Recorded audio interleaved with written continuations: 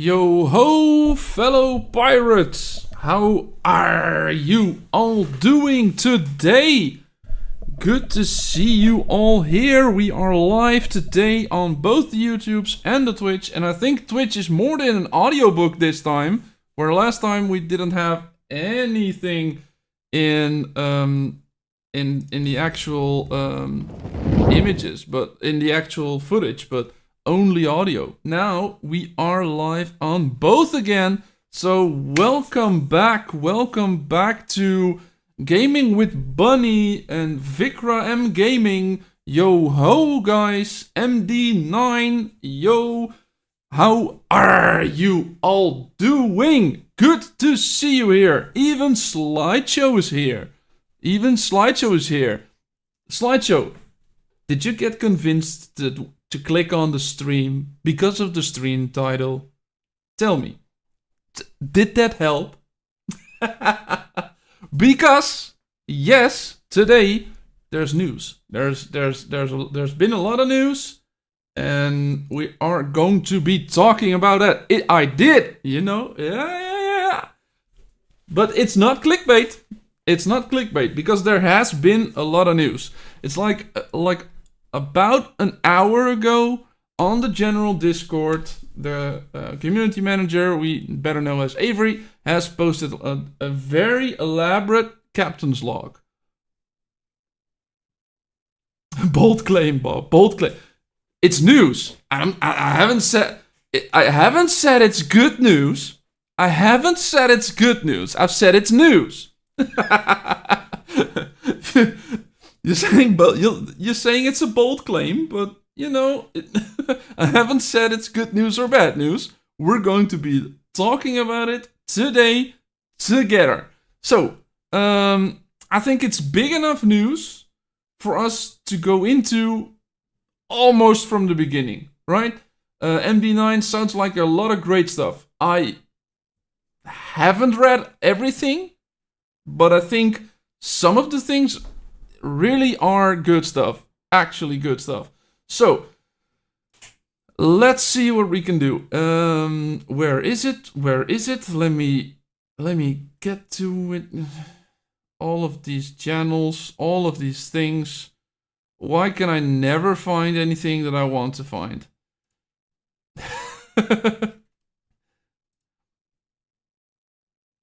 So, let's get this over on the correct screen. It's Captain's Log number 52. And I hope you guys can actually read it. Is there some way I can zoom in? No, there's not. There's nothing I can do to minimize some of these screens, right? No, there's not. So, let's just talk out loud.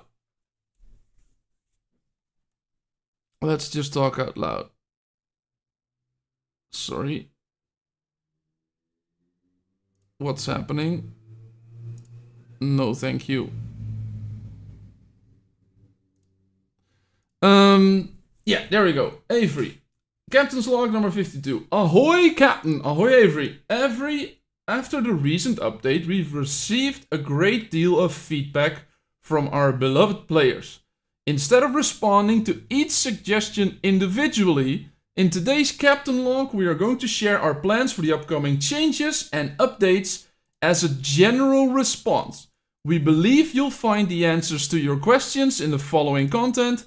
Feel free to react with emojis to the content you like and show your enthusiasm for each individual post.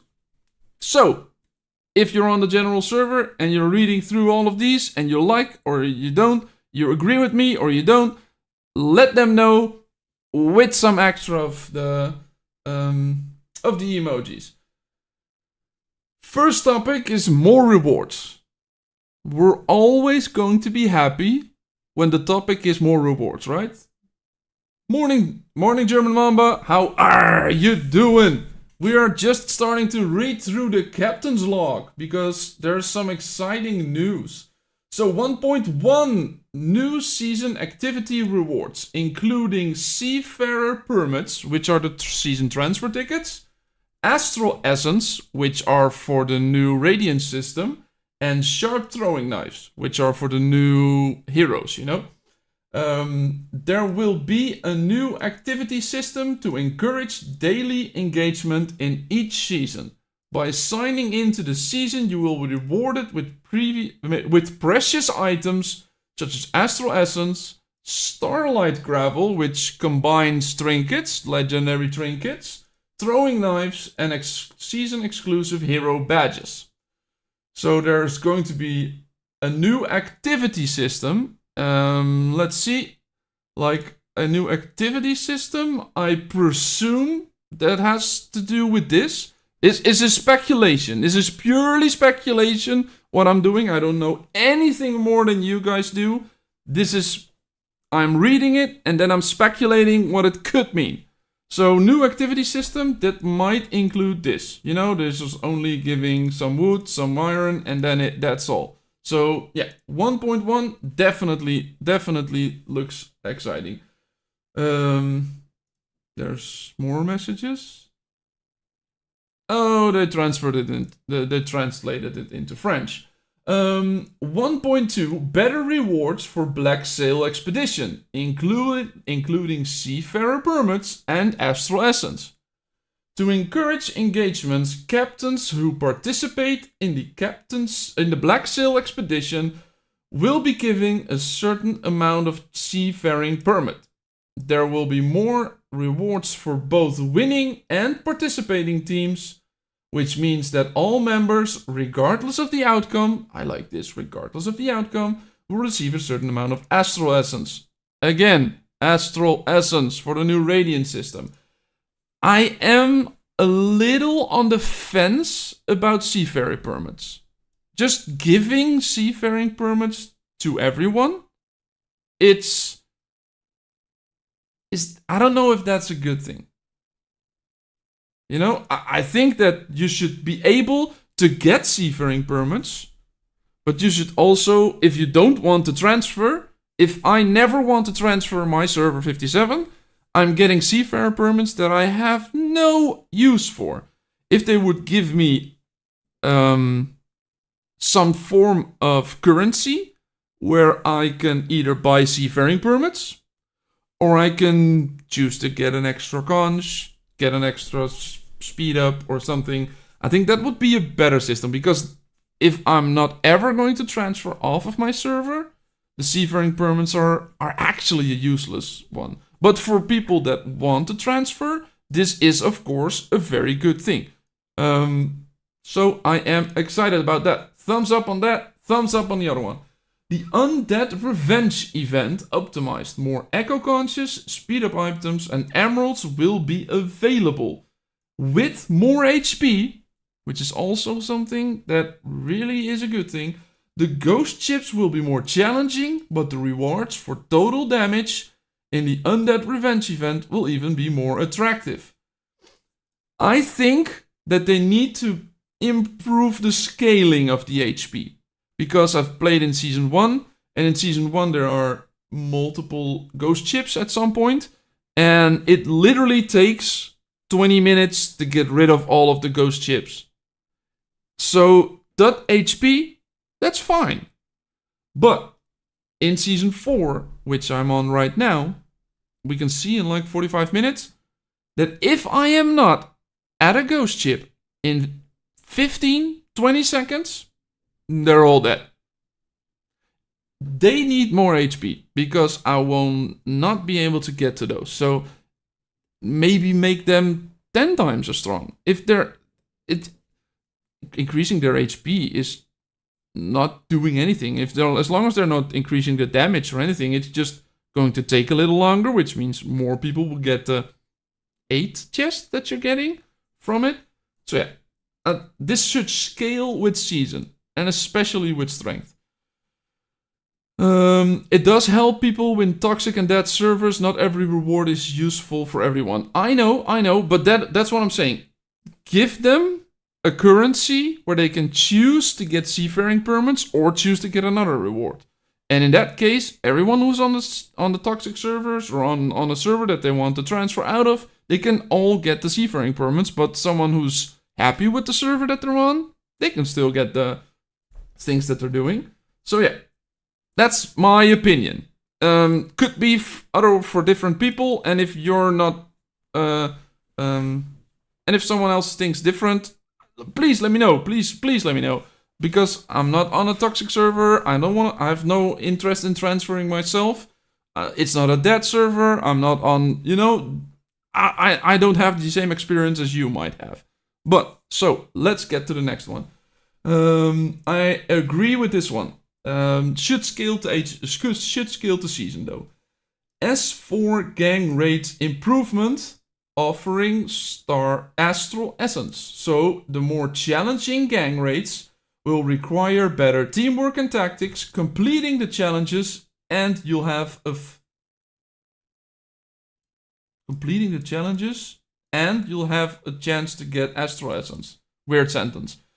Which will be a huge incentive to encourage every member to work harder. Additionally, there will be a certain amount of Astral Essence included in the minimum reward of each boss, while Astral Essence will also be available in the auction. So, several ways to get more Astral Essence. In the gang auction, in the loot auction, right here. With the Starlight Gravel, there's going to be Astral Essence there now, which is not a bad thing. More ways of acquiring it. It's not a bad thing. It's not a free-to-play player thing. It's a small spending, maybe heavy spending one. But no. Let's see, there will be Astral Essence included in the minimum rewards of each boss. So that means that not only gang rates, like in these chests. They'll probably be in these chests, all of these chests, which is good. Everyone can get them. But it's a Season 4 exclusive thing, right? That's what they said. No, it's 1.4. It's not a Season 4. Sorry, I misread that. So, thumbs up. Maybe a little doubtful on the auction, but the rest, thumbs up. 1.5. More rewards at regular markets, including sharp throwing knives. Because at this moment, the sharp throwing knives are only available in the hero exchange token part thing right here. That refreshes not that often. I think once a season. And so that's limited to 30. And if you're spending conscious on trinkets, you're not getting those. You're not getting the what are the things even called? You're not getting the hero tokens if you're using your conscious on trinkets. So yeah, that's a downside. But the upside is that they are saying that they're now gonna be in different systems. Let's see where they're going to be adding them. To respond to players that need the players' need for new season heroes, there will be more methods to get the sharp throwing knives, other than simply the hero token store. You will be able to find them also in the gang market, Rogue's Retailer, and Predictions Parlor. Is Predictions Parlor a new thing? Does anyone know? Making it easier to get new heroes, to get new heroes, and the number of seafaring permits will also be increased in the gang market, which is, of course, a good thing. Yo ho, Coyote, how are you doing, mate? Good to see you. We're going over all of the new stuff. Oh, it's the showdown betting. Ah, that's a good thing. Dependent on whatever amount you're getting, right? Dependent on the amount that you're getting. I was in the good one.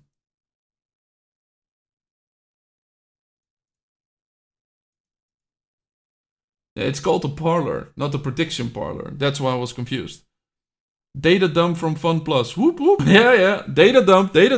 It's like it's like the first time actually sort of a patch note thing, right?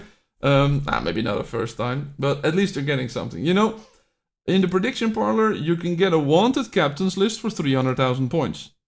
I've never gotten that. I usually lose way too often to actually get to that high amount of points. Yeah, but if, for example, the throwing knives would be in here, it is... Let's see, what's the chance of actually getting someone? There she is. She's new. Probability 0.5%. So 1 in 200 chance. So that would mean 1.5k. That might be a little low, since an extra conch is also 5k. So if you're actually going off of of this price, it should be 1.5. Maybe it should be 5k. Maybe it's gonna be a little over 5k, but definitely not more than 10, in my opinion. Right? But yeah. Same can be said for the Rogue's Corner. 6k points for the wanted thing. So it's a 1 in 200 chance. So 30? They're not gonna be making that 30. Probably around 100, 150. That I think should be a fair price. Anything over that, it's too expensive, in my opinion. It's a season hero rather than a regular hero, so it will be more. Yeah, it's like a gold conch instead of... You mean like it's a gold conch? Yeah, but the chance is also lower. You know, on a gold conch, you have a 1 in 50% chance to get this hero. On some of them, it is a... I don't know what that is. Get the calculator out. Let's get the actual calculator out, guys. It's 1, 2, 3, 4, 5, 6, 7, 8. 8 times 0.17. 1.36% chance to get a legendary hero. So, you know, it's 2%, 1.33, 36%. And then we have the 0.5%. So the actual percentage of getting this hero is way lower, of course, right? But you have to keep in mind that these are also counted. This is still acquiring a hero. Even if you're getting 0.15, 0.8, this is still acquiring a hero. That's the math content we tune in for, Bob. Yeah. I'll have to go into that and calculate what the actual chance is of getting a hero, because it's not 1 in 200.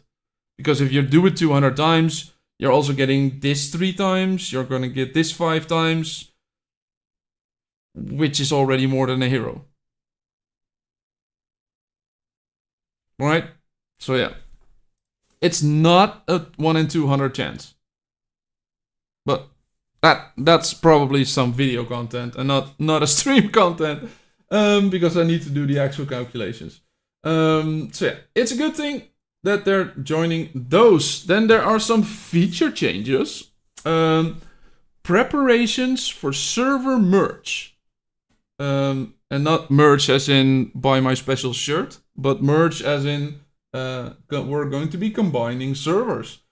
After repeated tests and observation, the server merge feature now works fine. So we plan to expand its scale and include more servers. Please pay attention to our notices of merge plans and details. And as far as I know, there is a merger discussion forum in the Pirates forum. So we might know that right there. But if you're on a dead server, a server merge is never a bad thing. Currently, the Legend of Conquest event is only open to servers 1 to 24, which I hate because I want to see it. I want to see it. We've been working on optimizing its user experience and plan to expand the event to all servers, which I want. The event offers a large amount of Astral Essence as a reward for your courage and wisdom. Nothing to worry about, folks. The server merge works fine. Yeah, works fine is probably for English speaking person, works fine seems negative, but it could just be a translation thing, Slideshow. It could just be a translation thing. Because I don't think they write these in actual English. They write and then, but they probably translate those. So works fine might actually be. It works good. It's done what it's supposed to do. Let's get some music in this thing because let's get some music in there because it's gonna be a party. With all of this information, it's gonna be a party. The event offers a large amount of astral essence as a reward for your courage and wisdom. So the Legend of Conquest includes more astral essence, which decreases the amount of days it takes to actually get to something, right? We said that it takes 25 days to get from 0 to level 10 on an artifact. But with all of the astral essence that you're getting extra right now, could be down to 10 days, 2 weeks, you know? Could be up to a very good start right there. So that's getting another it's getting another thumbs up. Adjusting power requirements for server transfer. To make it easier for players to choose the servers they like, we will be making adjustments to the power requirements for server transfers and fewer seafaring permits will be needed. Please pay attention to the following update notice for more details. Following update, that means next week, right? Last update was last week. Next update's gonna be next week. So that could be a thing to next week. That's a shame that our servers and our season's ending in next week. So, but good change, very good change. New seafaring permits pack gifting feature. To encourage gangs to collaborate with each other, we plan to enable seafaring permits pack gifting feature, which allows you to purchase packs that include seafaring permits and gift them as gifts to other captains who are in the same server and whose flagship level is the same or below you. This will help bring your gang together and introduce new possibilities to strategy. This is gonna be a difficult one, right? Randy, hi mate, sup bub, driving to work so won't be able to type. No problem, but if you're here, if you're listening, you're welcome. More than 10 days because of the time delay. Another reason to upgrade the hourglass. Yes, the hourglass, of course. Look what I'm doing. I am upgrading my hourglass of time. Completely free to play, by the way. I have not bought any of these. Up to level 6 right now. And I have 190 seafaring permits so far. So that means that we can go up another level, I think, tomorrow. Right? And we're already up to level 7. Which is gonna be another hour in extra time reduction. It's gonna be ramping up at the 9 and at 10, but you know, and every time we're now going up a level, we're getting another hour, and at that point we're getting a double. So yeah, looking forward to it, and it's gonna be like 14 hours of speed ups, right? So yeah, great. The gifting of packs for seafaring permits. It's good that it's only for your server, so you cannot just, if you're a very high whale, just buy everyone a pack on your opponent's servers and just make them come to you. I've heard a lot of people that want to transfer as a server, as a whole. So, yeah, it's, as I said earlier, really nice looking changes. Yes, they really are. They really are. As I said, I don't have any experience with actually using the seafarer permits because I've been on my server 57 since the beginning of the game, and I don't plan on transferring anywhere out. So yeah, it's not a bad thing to do. So yeah, I'm curious what's happening right there.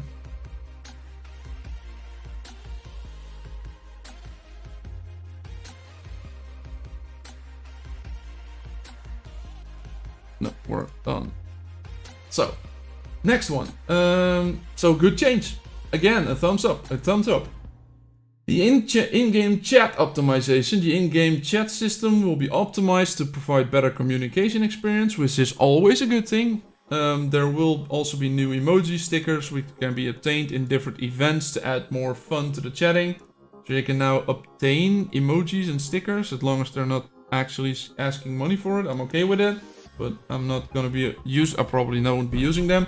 But upgraded system, an upgraded chat system is where I'm most excited about. Not especially the emojis and stickers, but yeah. Season rewards allocation optimization. At the end of the next season, R5 and authorized R4 will be allowed to allocate season rewards at their discretion. We expect the leaders of each gang to allocate all the rewards based on the actual contributions each member made to their gang. We expect. So if there's just a leaderboard which says most contribution to the gang is standard, then they wouldn't have to expect it. But then there could still be some friendly politics ongoing, you know. But yeah, this feature will be enabled in some servers and will keep the further optimization. Again, weird sentence, but I think it's a good thing. I don't know. I don't know if it's gonna be a good thing. You know, I haven't worked with the new renown system, so I don't know how the rewards are going to be, especially for the next one. So I'm not gonna give it a thumbs up. I'm not giving it a thumbs down either, but I'm on the fence about it. Port officer change. The Pirate King will be even more demanding. So as this sounds to me like they're giving more things to do on an already busy R5 position, but you know. You will gain all the boosts in the House of the Lords of the Council of the Black Sails. Wow, what a weird sentence. You will gain all the boosts of the House of the Lords of the Council of Black Sails. Including Warden and Priest special buffs and the power to rule all port officers. The roles of Warden and Priest will stay the same. I think that they're saying that the Pirate King in the Council of the Black Sails is gonna get all the boosts. Warden, Priest, and the House of the Lords. So the Pirate King is gonna be getting both Warden and Priest boosts instead of just this one.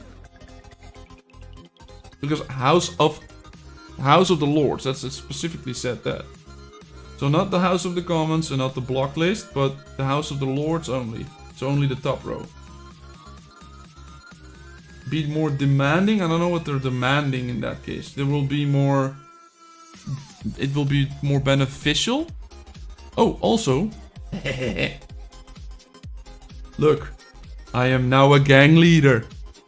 I am now a gang... The mutiny has finally happened. Coyote is no longer on the throne. Haha! He said nice. Yeah, well, you're not gonna be a Pirate King for much longer, Coyote. That's gonna be Numbers Bob now. That's gonna be me. That's a good ad.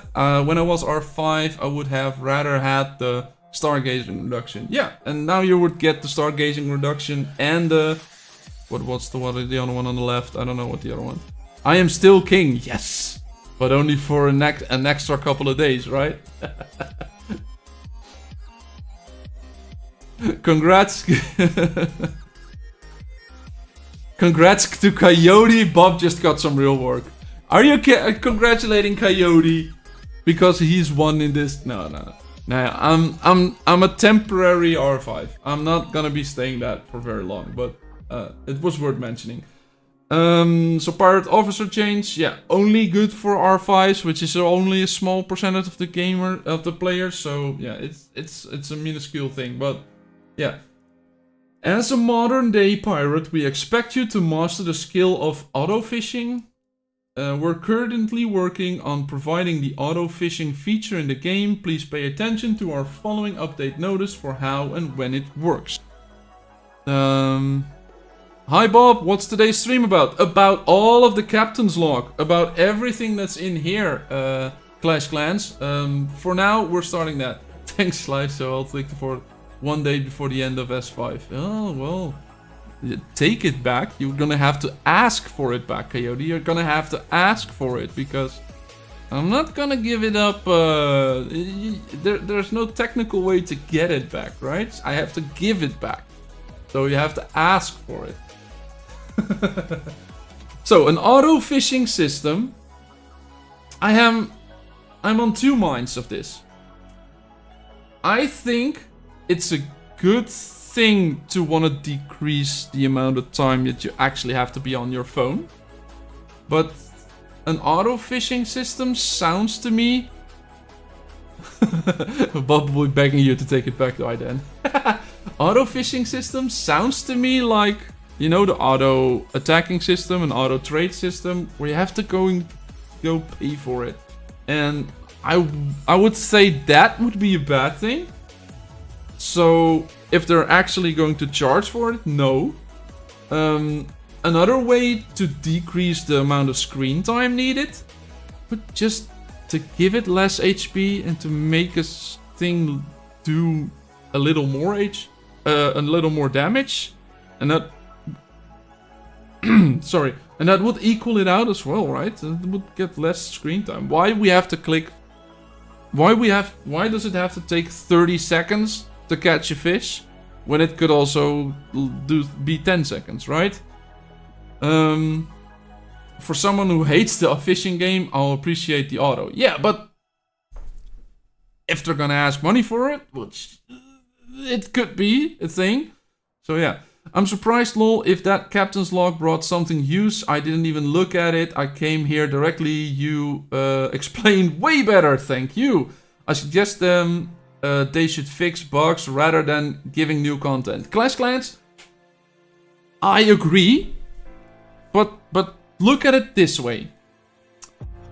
There are more than one team working at FunPlus. There's more than one team working there. Look, what's the easiest? I've seen someone explain it to me rather nicely. Let's do that. Increase it, you know. Let's make it a little like this, right? There's a... Why am I not actually... Why is my color not white? There it is. There's FunPlus. Right? Let's just shorten it. And there are all sorts of teams working on all sorts of things, right? There's all sorts of devs. There's a graphics team. There's a community manager team. There's all sorts of different offices, and because we have bugs, and if for some reason we have a huge bug which almost destroys the game, then this team is working on that box. Is working on those bugs, right? This office is hot. It's a hot topic. It's where all of the business is going. It's where all of the attention is going from the community. But this box that is just working on new content because, well, they have been given a deadline, right? We want to do that, and that deadline is in 2 weeks. This team is not gonna stop working because that team needs help. Because that would mean that everything's getting delayed. And that's not possible, right? So the team that's working on the new content is not going to stop working on the new content because a different team is trying to work on some fixes, right? That's the best way that I can describe like working in a big company, right? That's how I picture it being. I'm not saying it's like that. I'm not saying it's that, but I agree that they need to fix some bugs. You know, like, is that bug still a thing? If I enter the port and I now exit the port, oh no, it's not a thing on PC. If I enter a port and then exit the port, all of the buttons that are all over the screen disappear on my phone like for the last 2 days.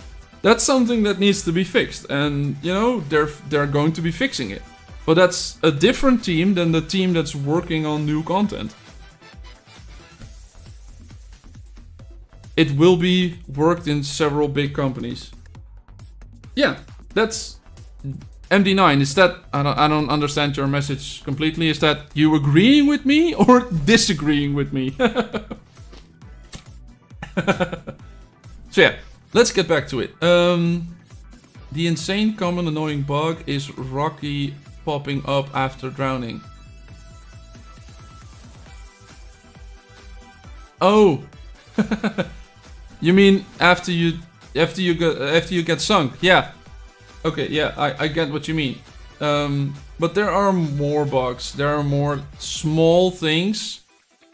I, for example, dislike this big red giant button that's right down there, and I know that it's just fixing that I have an open slot in my stargazing, but look.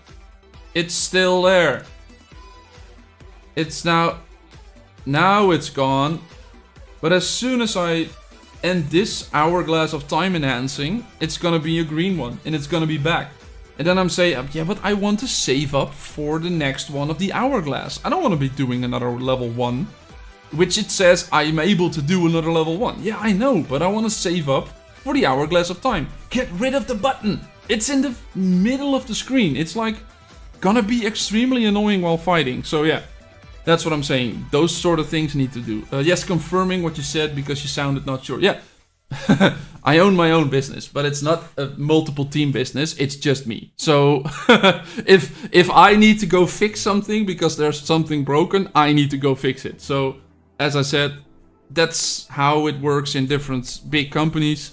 I'm not a game developer, I'm not working at FunPlus, but that's how I imagine it working at a big company. There's one team working on the new update, there's one team working on bug fixes, and that means that if something is broken in the game, that one team is going to be very busy, but it doesn't mean that the other team is going to stop working and also work on the on everything that's been doing. And the graphical team is not going to stop working on the new graphical systems, and you know, those sort of things. But let's go back to the last couple of ones. Gang log optimization. So auto fishing is...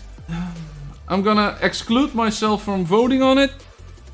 Because I want to know if they're still going to be asking money for an auto fishing system. Then I would be a down. If it's going to be a free service, it's going to be an up. So yeah. To better record each member's engagement, we are going to introduce a log feature of each member's engagement in battle ports. This will surely help gang leaders find out who actually contributed to the gang and who are simply muddling around. Also, we're going to enable a reservation log for Grand Line so that each gang member can be able to view and manage their activity records. So you can see how much someone did in the Grand Line, and you can see easier how someone did in the in port battles, right? So for in our case, there's actually one person, Podrick John, who's usually in chat, who's often in chat as well, actually having an Excel sheet where he's taking everyone's participation points and looking at everything, who's participating the most, and this would get rid of that. There's a log feature for each member's engagement in boards battles. We just have to go look at that log, right? And then we can know what's good, what's bad, and what's ugly. Oh no, that's a show, right? So good improvement on that. Early access servers, and as you can see, I already reacted to that with "How are you doing?" because I want to be on that. To make it possible for a part of players to have early access to new features, we're planning to open early access servers and invite some of the most active players to try new features and provide their valuable feedback. Please pay attention to our community notices for details. It's not going to be saying that it's going to be launching this week. It's not going to be saying that it's going to be launching next month. They're saying that they're thinking about it, which I've been asking for since the content creator program started. I want to have access to things early so that I can make footage out of it, so that I can drop a video on the day that you're doing something, right?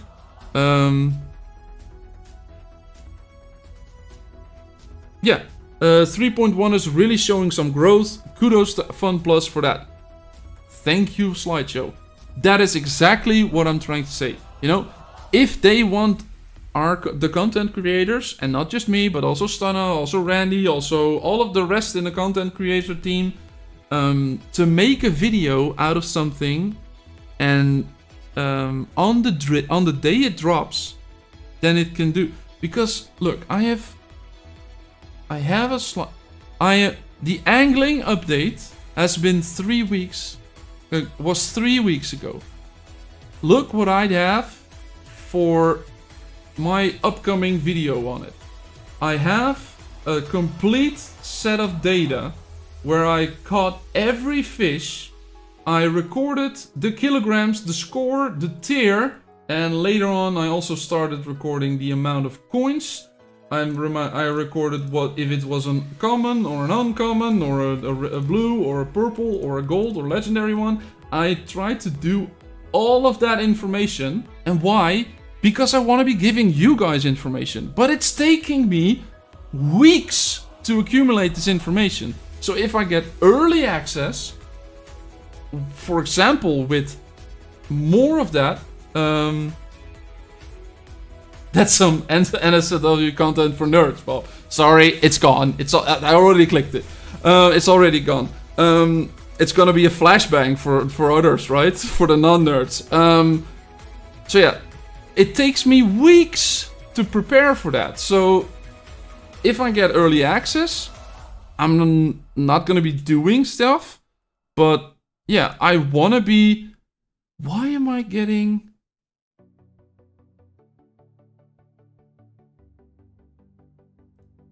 Ban.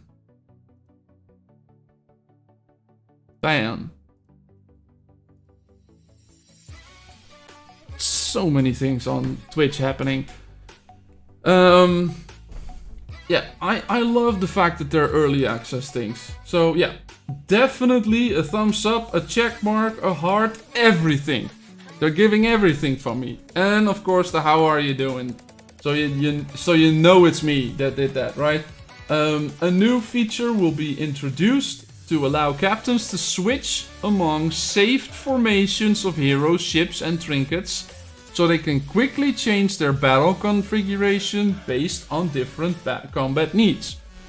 Amazing feature has been asked for months, and they're now saying that they're actually going to be doing that. So 100% thumbs up. If they're gonna ask money for it, less of a thumbs up, but still a good thing, right? If it's gonna be locked behind a paywall, no. But this needs to be included for everyone. Everyone should be able to do that. Because then you could have a ghost chip setup, and have a PvP setup, and have a PvE setup. For example, I'm just throwing stuff out there, right? For ghost chips, you want to do as much damage as possible in the lowest amount of time, so that's a different setup. So yeah, you know, could be a thing. But now, all ghost ships are dead within 20 seconds, and they have the time to switch over.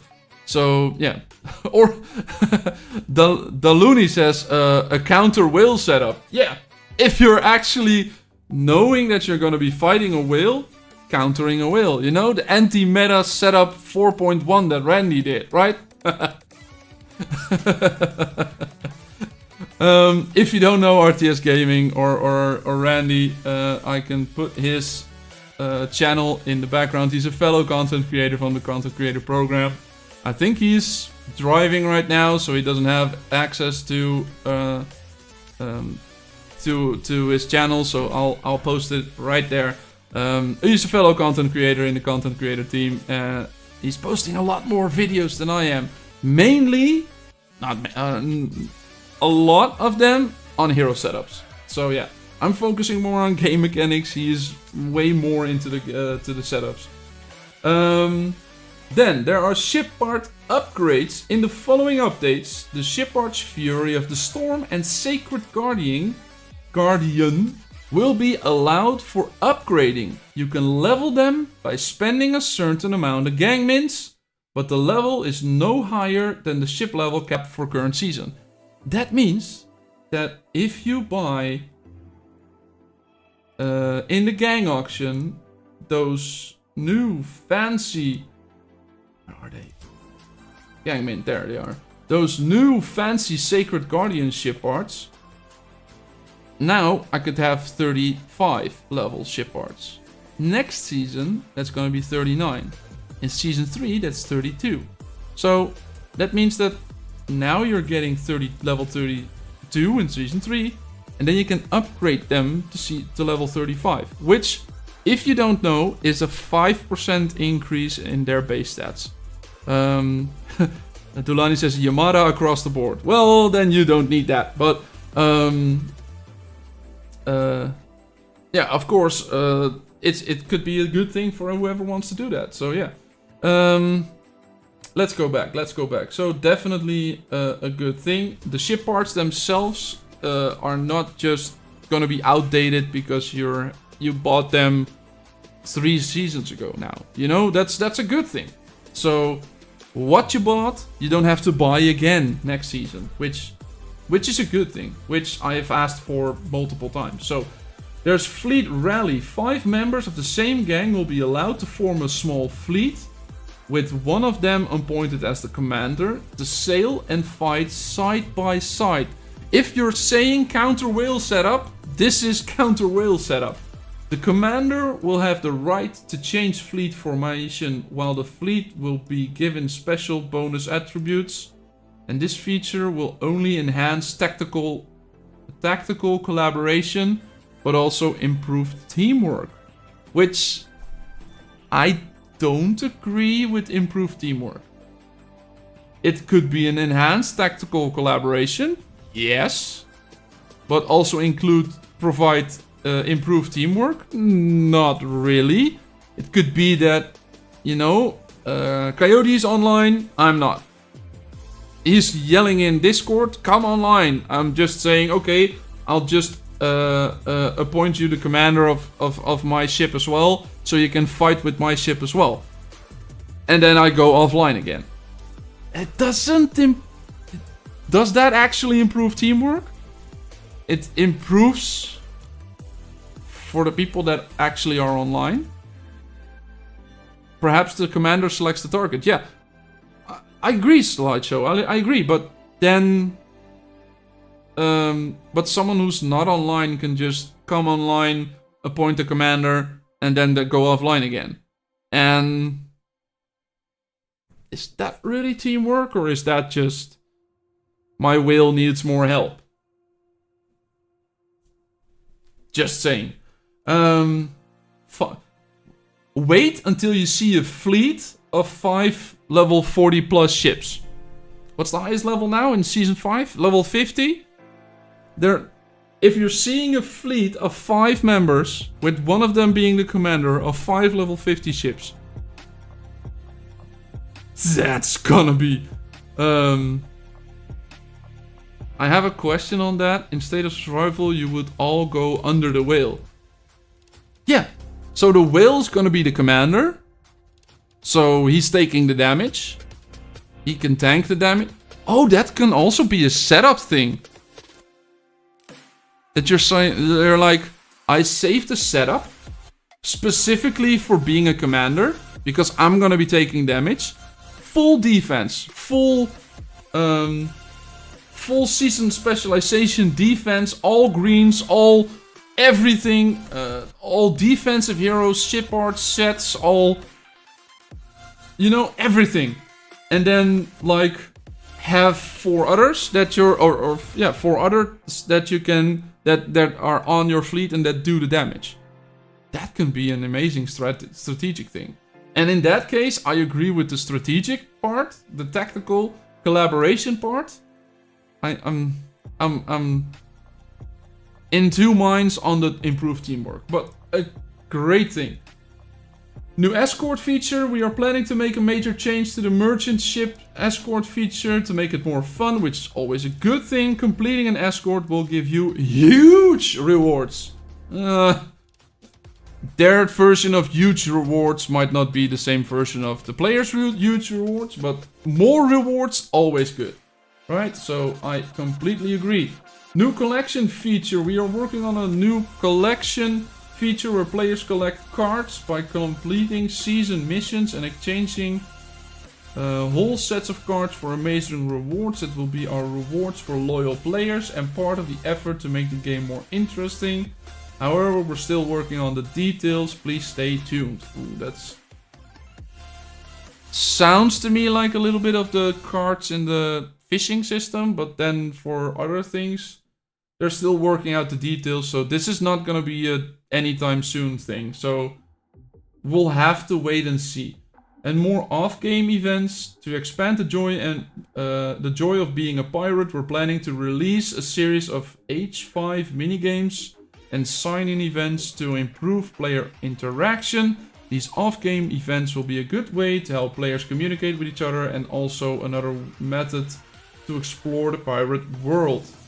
And then lastly, we would like to thank all of the captains who have been with us, who has always been with us. It is your passion and feedback that keeps us sailing forward. We sincerely hope that you can keep sailing with us into more uncharted seas and create a pirate legend. So the sea knows no boundaries and Sea of Conquest team. So yes, a lot of news. We've been live for 50 minutes and I'm still talking about it. I'm still reading it out. So yeah, it's a lot of good news. Some things that we should see how they implement it. And just before the hour's over, I still need to do this one. So let's... yesterday I got myself another rank in Cordelia. So... that is 3 more points. And no, I'm not gonna be pulling conscious today. These are all for next season. So make sure you're here for the live streams and for eventual videos. You know, because all of these 213, I've been saving up for weeks now. So all of these 213 is gonna be all for next season. All of them. Because, yeah, I need both heroes and maybe both trinkets. Because they're all looking way too good. I called it a good news sandwich. They implemented some bad news, gave us some good news in response, and have a team working on the next bad news.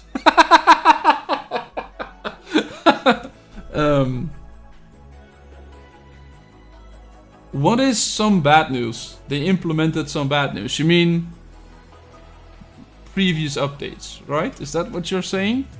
But glad they're implementing a system to help content creators in early access. Yeah, I really hope that they're going to be implementing that anytime soon, like next month or maybe after, during summer or after that. So yeah, I'm curious on that, but yeah, I'm excited to see it. I'm excited to see what they have planned. You know, I'm curious to see whatever they have planned, because yeah, I enjoy the game and I want to be enjoying it way more than we're doing right now. And all of the hate that is being thrown around is understandable, but the way that they're throwing it out there might not always be what I agree on, right? So yeah, go watch the Sea of Conquest original post, go mark the ones that you like or dislike, or go leave them a comment, let them know what you want to do, if you like what they're doing or not. So yeah, let's see what we can get. Let's see what we can do. Let's get actually to some action. And while saying action, I mean in-game action, but there's not really action ongoing since we're actually on the end of the season. I don't know if you've seen the banner. Is the banner gone?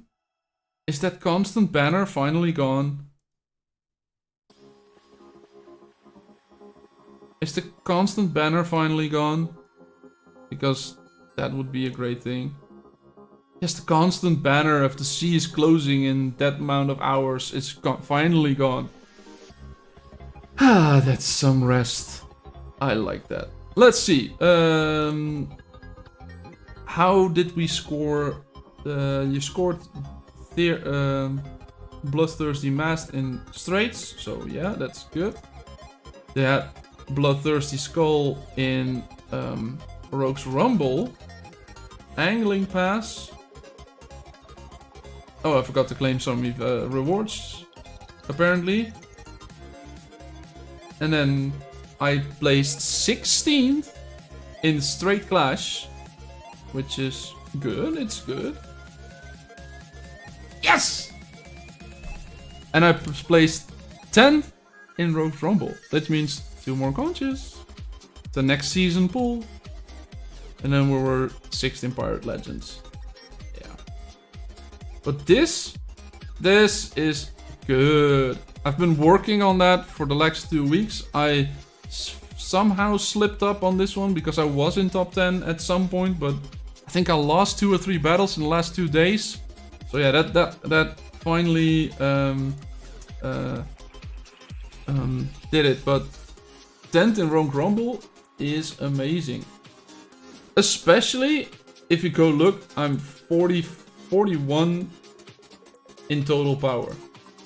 37 in fleet power. I haven't done much in that. So yeah, I'm 40th in power, in average power. So yeah, Daniel says, how are you doing, Bob? I am doing great. How are you? Looking good, looking good. Good to have you here. We just went over all of the announcement on the Discord, and yeah, it's been good, mate. It's been very, very good. So go read it for yourself, because it took 45 minutes to actually go through for me. So I'm not going to be repeating myself, but there's a lot of good news in there. I'm personally very excited about early access servers, if they eventually come. So yeah, that's gonna be a very good thing in my opinion for the content creators, so that I can drop a video as soon as the update comes out, and then you guys can actually watch the update, right? So watch everything that's on the update. So yeah, good thing, good thing. As I said, season is ending, which means that we are going to be doing a lot of stuff that is end of season right now. Finishing up on the last things that need to be done. Can I get this? Can I get to the 600, 6k? Yes! That is 6k! So that means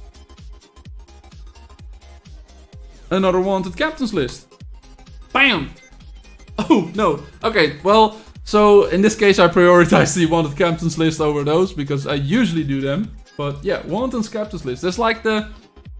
I I think I did it more than once a season, so I think it's 5 or 6 times now that I did that. So yeah, good thing, good thing. Let's see.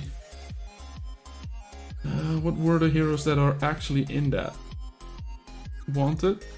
There we go. Sharky, Ahab, Lester, Cordelia, Luna, Barnacle, Kui, and Molly. Ooh. Don't choose Ahab. No, I'm not going to be choosing Ahab because Ahab I have at rank 7. So if I actually choose Ahab, I won't have a rank in Ahab. So no. Same can be said for Sharky. So I'm not going to be choosing Sharky. Luna might be changed out next season for whatever. What's the hero called? The new one, the S5 hero. I don't know his name from the top of my head, but so it might be Lester. Might be Lester. Might be Molly. Every time the ship on a Molly deals from the strategic, the next active skill will deal 1.2% more damage. And the effect can stack up to 20 times. And the skill performing. And the performing of the skill will clear the effects.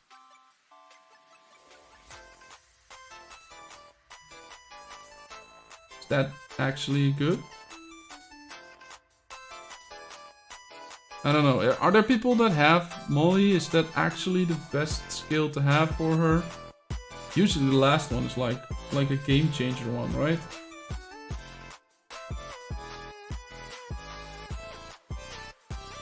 The last one is usually a game changer one. His mag trinket level is the same as hero level. Yes, in season 2 and season 3. No. In season 2, the max hero level was 80. And then the max trinket level was also 80. Or was that 100? I don't know. Yeah, it was 80. Max trinket level right now, max hero level for me is 120, as you can see. But max trinket level is still 100, max level. So level 100 for the trinkets is the max that you can go. So yeah, it might be that in season 2 it's 80 and in season 3 it becomes 100, but there's no tier after that. So yeah, that's the same. So it's 80 in S2 and then goes to 100 immediately in S3. Yeah, no, it doesn't scale with the hero level, with the player level or adventure level. It's called? Yeah, it doesn't scale with that. So yeah, let's go to probably gonna be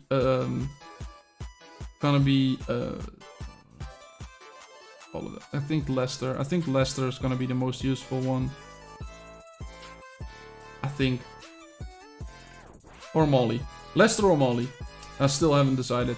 And I'm not gonna be doing it, but because I am only gonna be doing that during the good event.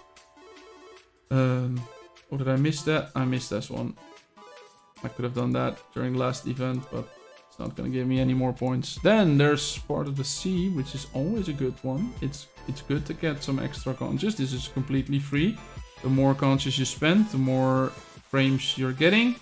So yeah, good thing, good thing. Then I haven't done any trophies things. Ah, there's the Samurai of the Sea, closes in 2 days. Then we can go throw some knives at her. So yeah, let's go do that. Let's go do that. Because yeah, I really like that hero compared to Rocky. I don't know for sure. There we are, 1. And as I said, there's a probability. So I first hoped that it was some sort of a skill thing, that you could actually time it. But since it's just probability, I don't think you can actually do that.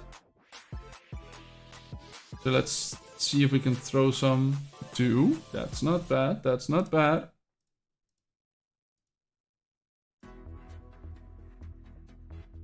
I think it's a blue, so it's weird, but it's Master Pipes, right? Yeah, Master Pipes is never a bad thing, never a bad thing. And one more. Well, I had 5 throwing knives. I got 4 shards. That's not bad. That is definitely not bad.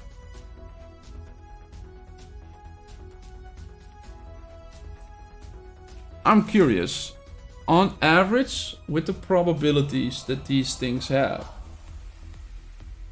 how, when, catch you later, Bob, happy sailing, goodbye, slideshow, see you next time, hope to see you back in the future for more good news in this bad news sandwich, right? We're gonna make it a good news sandwich.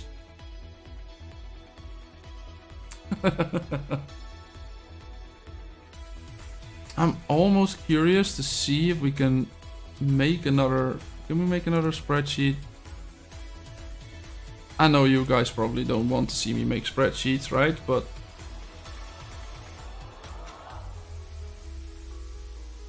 when are you guaranteed one?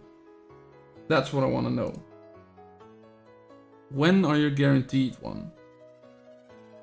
Nah, I'm not gonna be doing that on stream. That's... your guys are gonna be bored as hell. I really want to know. So that's why that's why I'm even considering it. I'm considering doing it, but yeah, but not much more. Some new ones, some 24.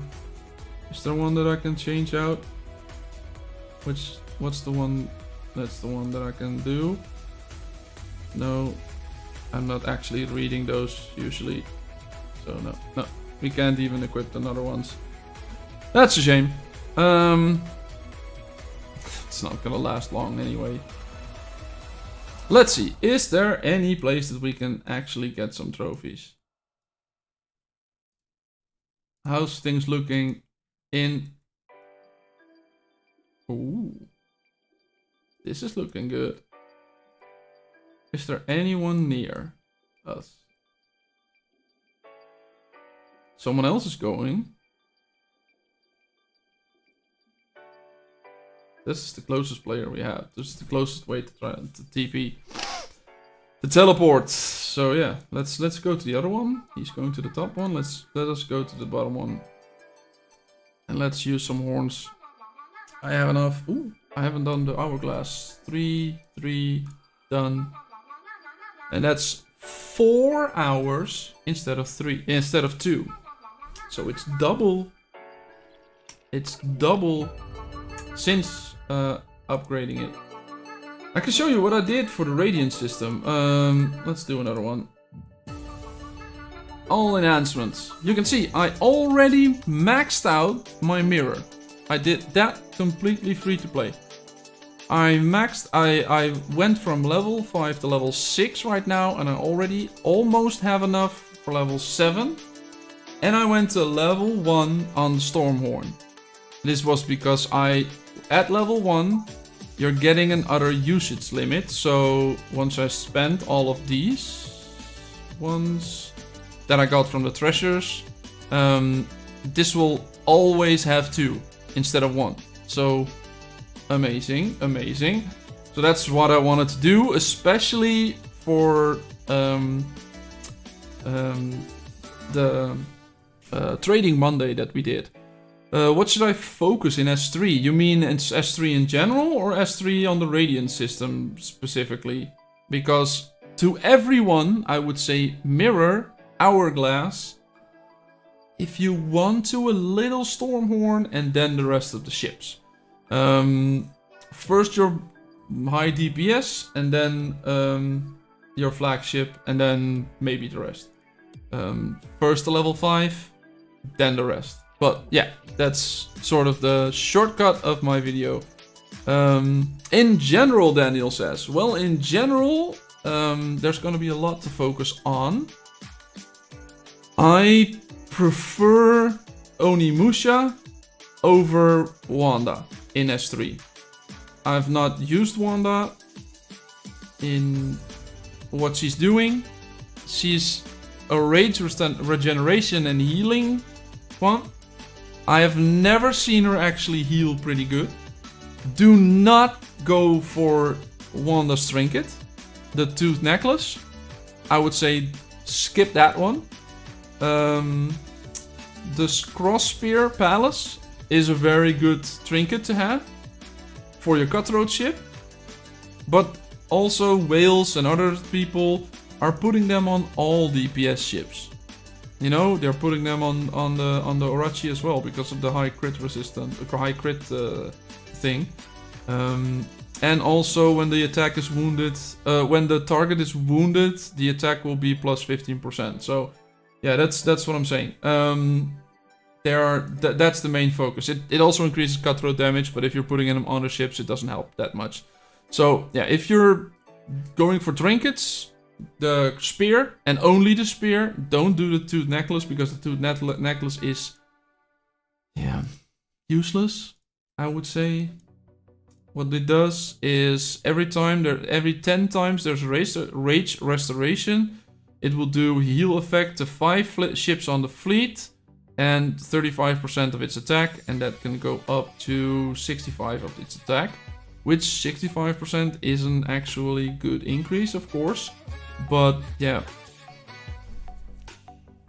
The 10 times rage restoration means that you have to have a high rank hero, a high rank Wanda. Which means, yeah, that you're gonna be focusing on Wanda, and I would rather do Oni or Onimusha. Yeah, Onimusha rank 6 is definitely a good thing to focus on. Then there's Grand Line, Daniel.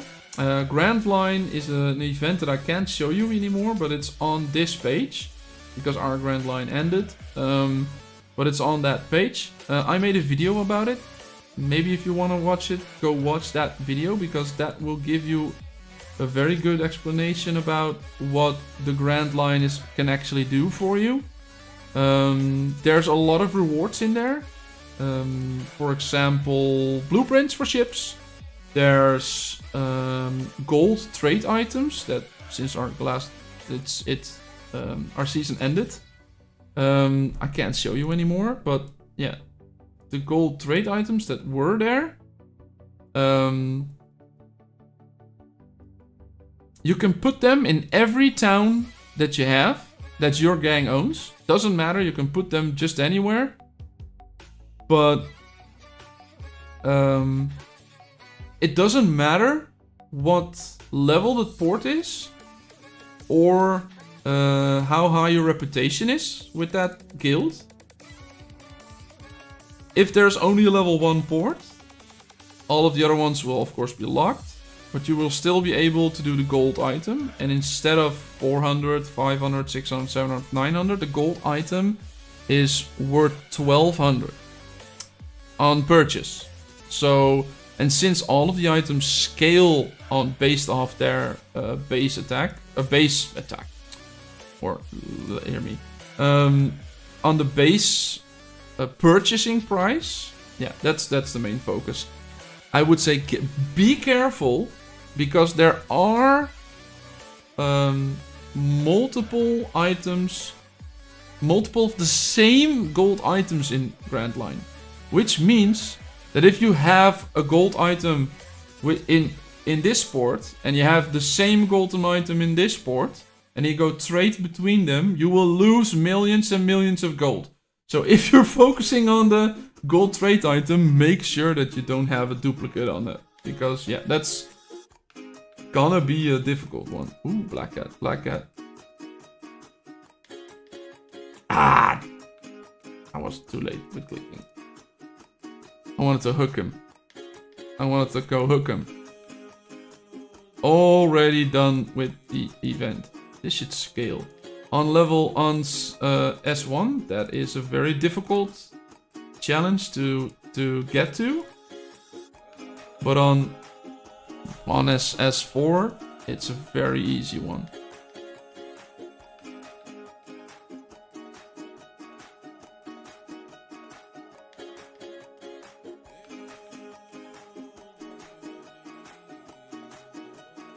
Who am I hooked to right now? Oh, that's... Okay, that's Black Cat. Like, who else is here? No worry, Tony. I'm helping you. All of those buttons that are in the way.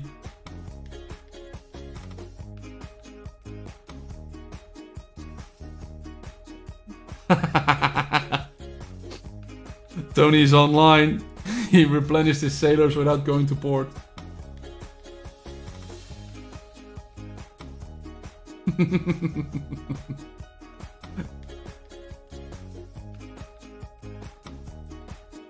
Streaks is here. Run!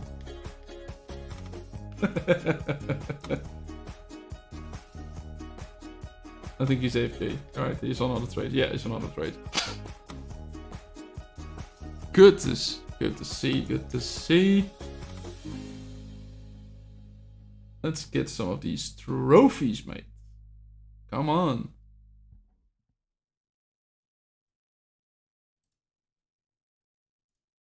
Nope.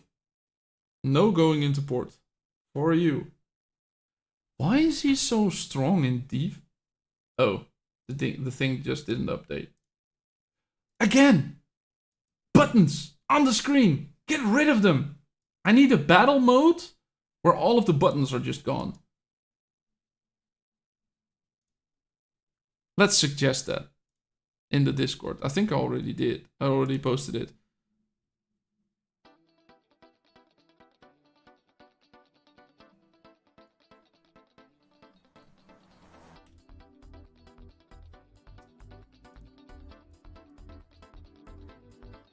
Please, can we copy message link? Can we up this suggestion on the general Discord to have a mode where you could get rid of all of the buttons? Thanks for subscribing, Nikhil Kundapur. I'm sorry for butchering your name, but thank you for the sub. If you haven't subbed, or if you're not a sub already, please do leave a sub on there, because you'll get notified the next time I go live, which will always be every Friday, almost every Friday, because there's a holiday upcoming where I'm gonna be missing one Friday, but almost every Friday at 1 PM UTC for about 3 hours, you know? So yeah. Be here and subscribe to the channel to get notified the next time I go live. And there's gonna be a couple of videos incoming, so you get notified of those as well. Bob, last time you said there will be 6 servers in S3. How the map is divided at the start? It's gonna be 1 zone per server, because there's also 6 starting zones.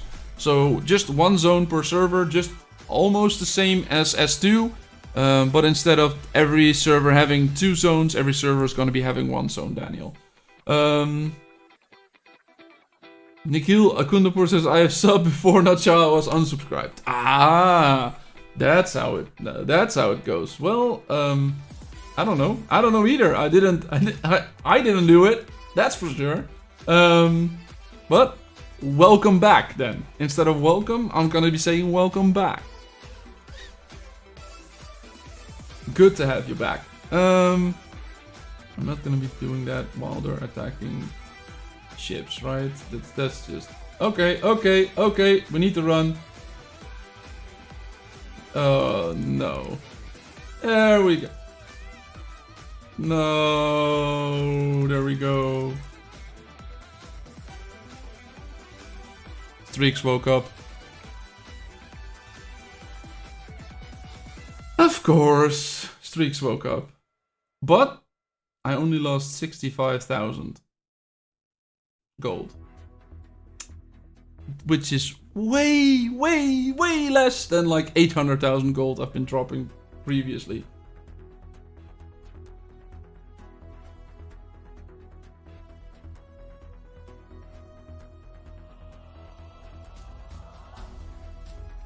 There's Beluga. Previously in our gang, but he's not anymore, so now he's free trophies. Our S4 is starting in about a week. How strong is S4 heroes compared to the others?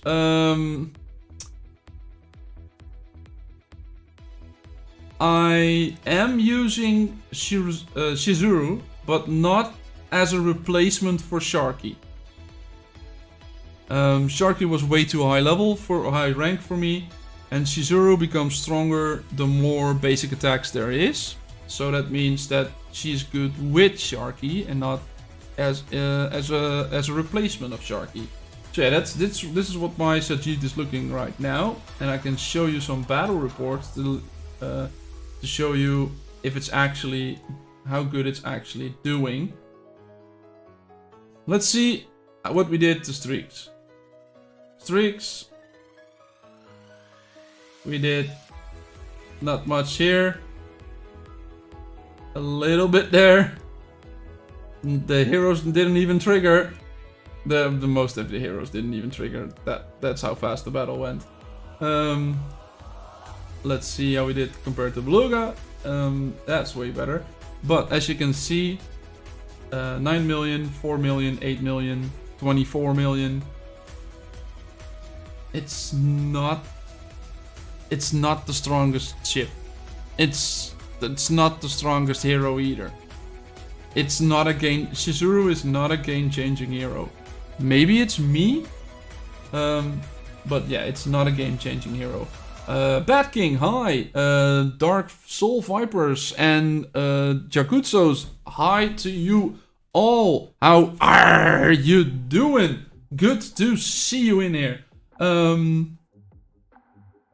My heroes are all rank 8 plus legends. Ooh, wondering if I should bigger trinkets or heroes. I think the trinkets will do more. Especially since every hero is gonna be harder to rank up.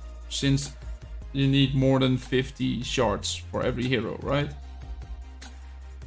So yeah, that's what I'm saying. Well, that's why I'm saying it might be...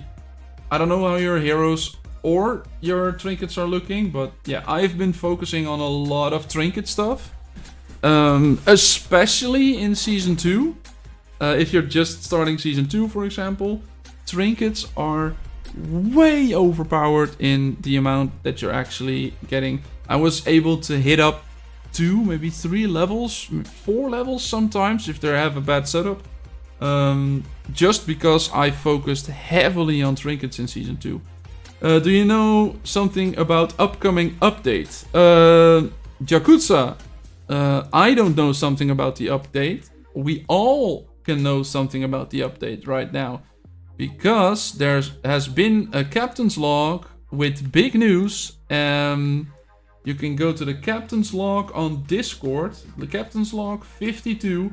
There's a lot of information right here about what they're planning to do, what's going to be coming in maybe future update or next updates, or plans that they're doing after that. So yeah, it's gonna be, it's exciting. As you can see, the amount of thumbs up I've given are an indication of how much I agree with some of the stuff that we did.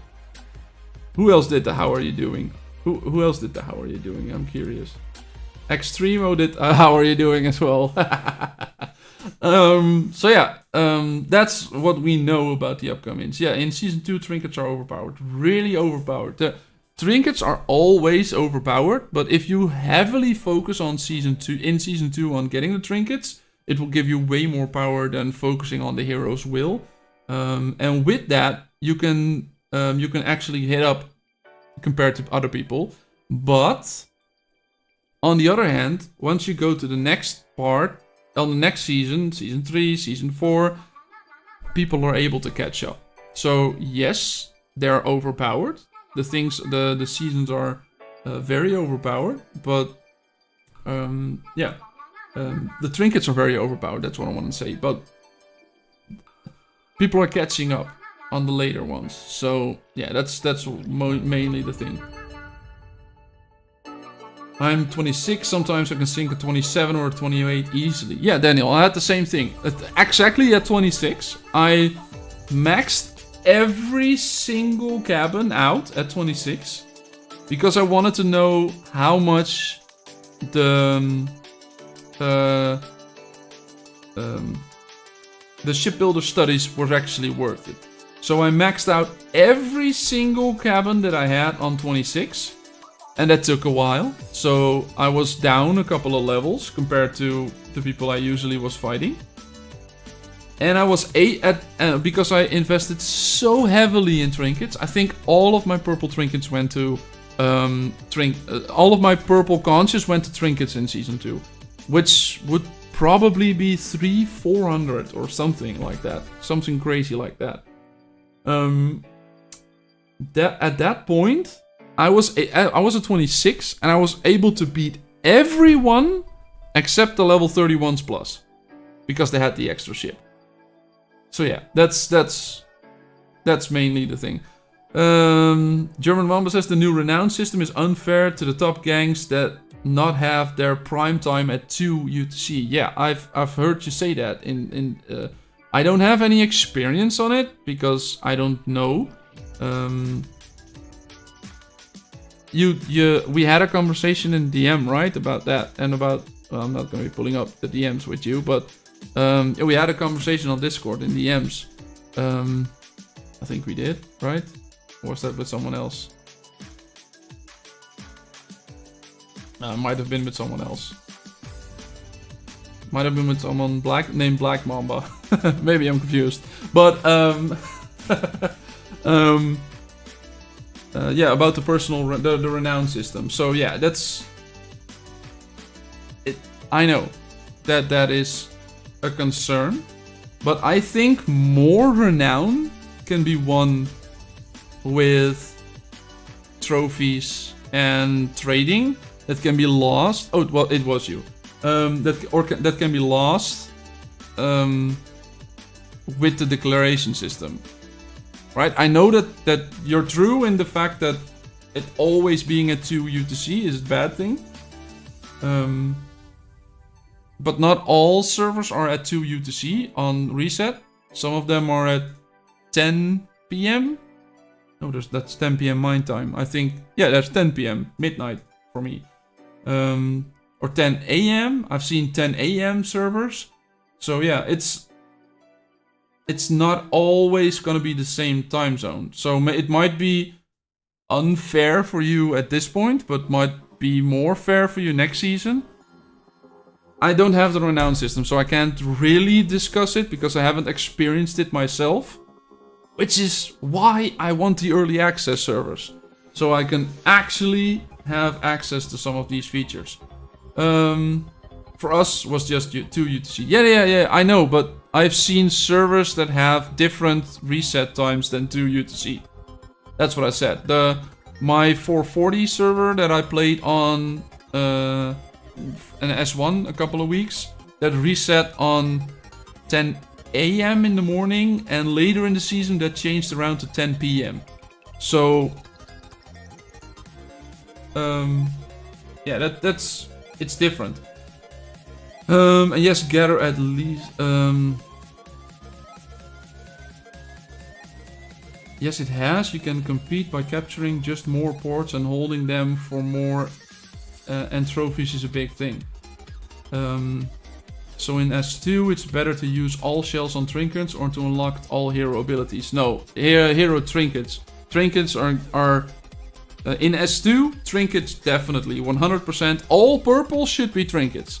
Then all gold conches, you can switch out to whatever you need. If you don't have a bones, you might want to be a bones.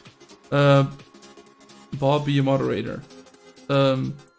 What? Sorry? Do I need to do some stuff? Yeah, season 2 is definitely trinkets. All purple conches trinkets, all other ones. Yes, max out for first purples ascent. Yeah, max out all of your purples. Make sure that every single one of your ships has at least a purple trinket on there, and that it's fully ascended. this is gonna... And then the level doesn't even matter that much. Of course the level's gonna matter, but keep them equal. Don't max out one and then have the other ones at level 20. Keep them around the equal level, because that is the most efficient way to use the amount of things that you have right there. I don't know what I keep forgetting their names. And then level the maximum, enhancing these, and then having the level equal across the entirety of your ship is gonna be doing so much for you. I'm still seeing people in S4 that don't have maximum enhanced purple trinkets. So yeah, that's gonna be a do. Are you gonna do a start in S5 video? I am going to be doing a start in S5 discovery stream next Friday. And as soon as the stream ends, I'm packing my bags. I'm already in a I'm not saying a fight, but I'm already having a discussion. Bob shouts to boss. I'm shouting to who? I don't shout. I'm a nice guy. I never shout. I'm already in a discussion with my girlfriend that we apparently agreed to go somewhere, to go on our holiday on Friday already, Friday afternoon. So I'm already delaying that after stream. So you know, I'm already prioritizing my stream over the holiday and over things. So yeah, I'm already trying to postpone the holiday for a couple of hours, just so I can actually stream the discovery of S5. And then I don't know how quickly or how fast I'll be for the videos on that. But if I'm able to, I'll do it. But yeah, I'm not gonna be having some very good internet connections. I won't have my laptop all with me. Maybe I will, but I don't know for sure. Because I'm gonna be on a holiday, and I'm gonna be on my motorbike yet again. Only this time we're not going to England. I mean, that port event for Renown, you can't choose the time, and the other gang got more whales on to UTC, so we always lose because of that. Yeah, I get that. I get that. I get that, German Mamba. I will make a note of that for the next time I talk to the devs. That is a bad thing. So we always lose 400,000 Renown. Ooh, that's a lot. And if you can do that on a daily basis, it's like instant lose. Okay. That shouldn't be a thing. If that would be 40,000 Renown lost, I'd be like, okay, but you can make that up. But 400,000 Renown lost? That's not something you can make up in the same day. And if you can do that daily, that is really skewed to the person that can be online on the time of the reset. Whatever that is. No matter if it's 2 UTC, 12 UTC, 20 UTC, it doesn't matter. It will always be unfair to whoever can be online at that time. And that shouldn't be a thing. You should be able to do... If they want to do it at 2 AM, they should be able to. But then if you want to do it again on your hot time where most of the people are active, you should be able to do it back. And then, I don't know, win 350,000 Renown back. But yeah, that's a bad system. That it really is a bad system. I agree with you, German Mamba. I'll point that out next time I have a chance. It's not actually much action.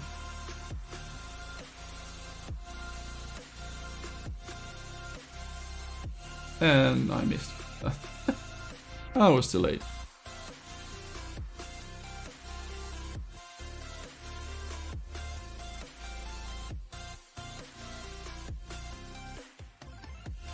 Probably gonna be a short fight, right? Not that short. There he goes. That was probably the cutthroat ones. Yeah, I know, right? Yeah, you're completely right. You are completely right, German Mamba. I'm not saying that you're wrong. I'm saying that I don't have the experience that you have. I didn't know that it was gonna be 400k every time you lose. I didn't know that. So, you know, I can't say much about it if I don't know that situation. I've heard that the 2 UTC only at reset. I've heard you say that before. But I didn't know it was 400k renown lost. So yeah, this is just something you almost can't overcome. So yeah, we should do. Something needs to change on that. You need to be able to fight back at a time that's convenient for you. It's 20% of your weekly. Ooh. And can you do that daily? And the biggest whale of them share account too, so he's online 24/7. Yeah, that's rough.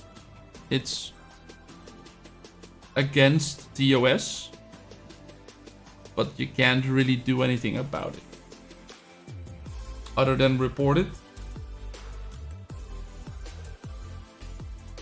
Or you can do it once a week. Okay.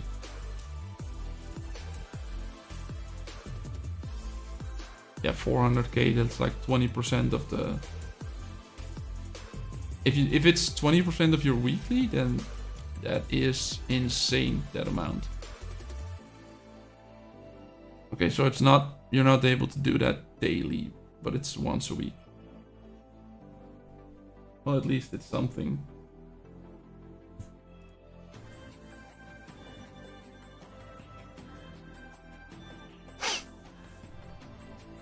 Yeah, that's rough. That is really rough.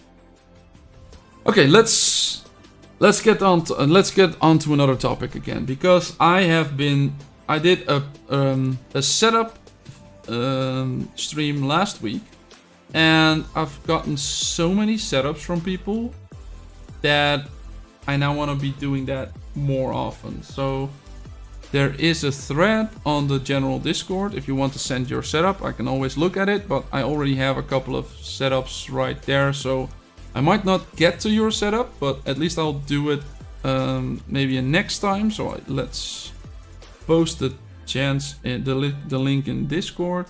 Star, how are you doing, mate? Good to see you. How are you doing? German Mamba, what's his name and server? Ooh, we're gonna report him.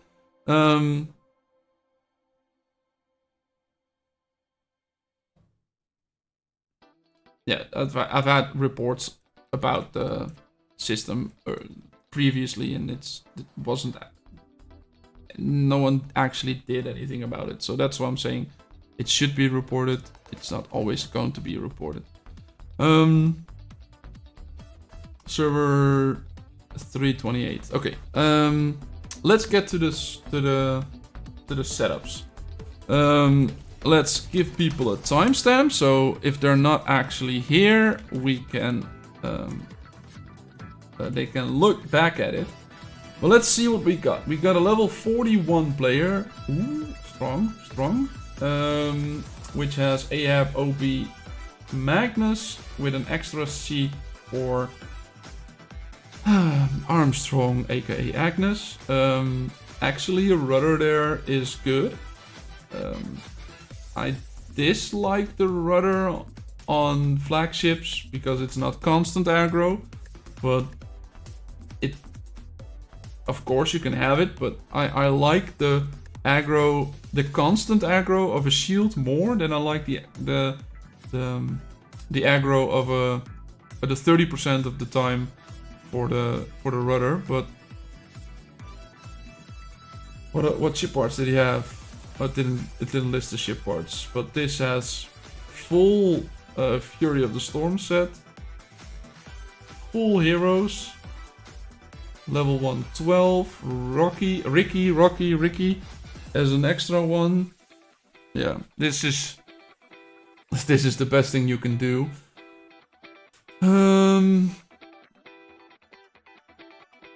maybe a ship skill, I would say it could be different.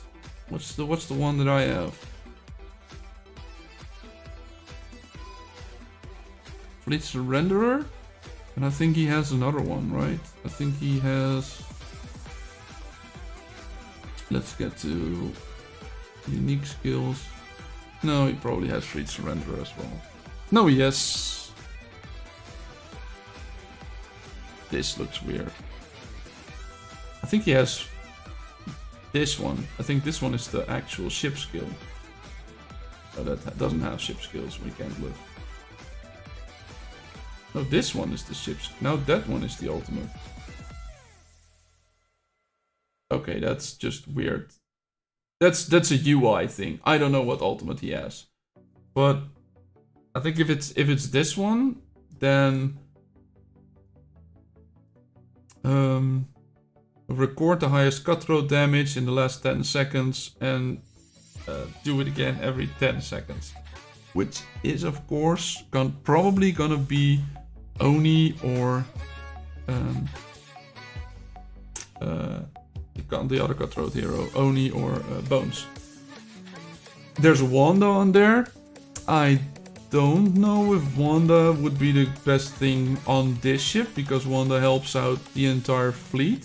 So I'd rather have her on a support ship and then have this fleet be specifically for cutthroat. So I would rather have Luna on there. And if you go to S5 soon, because you're 41, so at point, then maybe the new hero.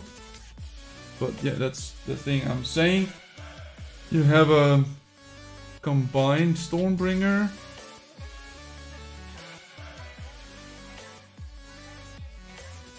I'm seeing 38. So you're behind on goal, I think. So yeah, you should focus more on the goal. What's this one? That's the drowning, specifically drowning set, right? I would say if you're mixing, if you would have 3 heroes on here that all do drowning damage, do the drowning set. But now you have another hero that doesn't do that, and that's Cordelia. So I would say then always use the Blade of Freedom set on there. Yeah, but the rank on Cordelia is way lower than the rest of your ranks on these, for examples. I would advise you to get it a little bit more across the board on the same level. If you can. Replace Charky for a full Shizuru. As I said, the full shipboard setup, okay, great. But I'm curious if this actually helps or my setup would actually help. But yeah, it's not like we can actually test that. Of course, you have a strategic ship, which is the new Shiziru, Orachi, which is a very difficult name apparently. But yeah, look, 38, 41, and then 38. Yeah, you're a little behind on the ship's levels, and especially with the 32 then, but probably because it's the 6th ship. If you're already in money trouble, then yeah, the 6th ship would be the best. I would say try to focus one more on actual support. So you could have one ship that actually does your support. That, for example, has Django, has Cordelia, has Wanda on one ship. Then move Tanaka to this part, right? Because that is a great combination usually. It's only if you have, I don't know if you have decreased drowning. I don't think any of these have decreased drowning, but yeah, that would be the best thing to do. So yeah, should be the thing that I would advise. Change some of the, focus on the gold, focus on the ship levels. Make sure that the ship levels get up to equivalent levels. Make sure to not use the specific type if you're mixing heroes. This one's good. I would try to focus all cutthroat on a cutthroat ship, but yeah, that's just what I would say. I'm not a level 40 plus player, so yeah, I can only do what I'm telling you. But yeah, that's what I would be doing. Okay, what's happening in chat? What's happening in chat? I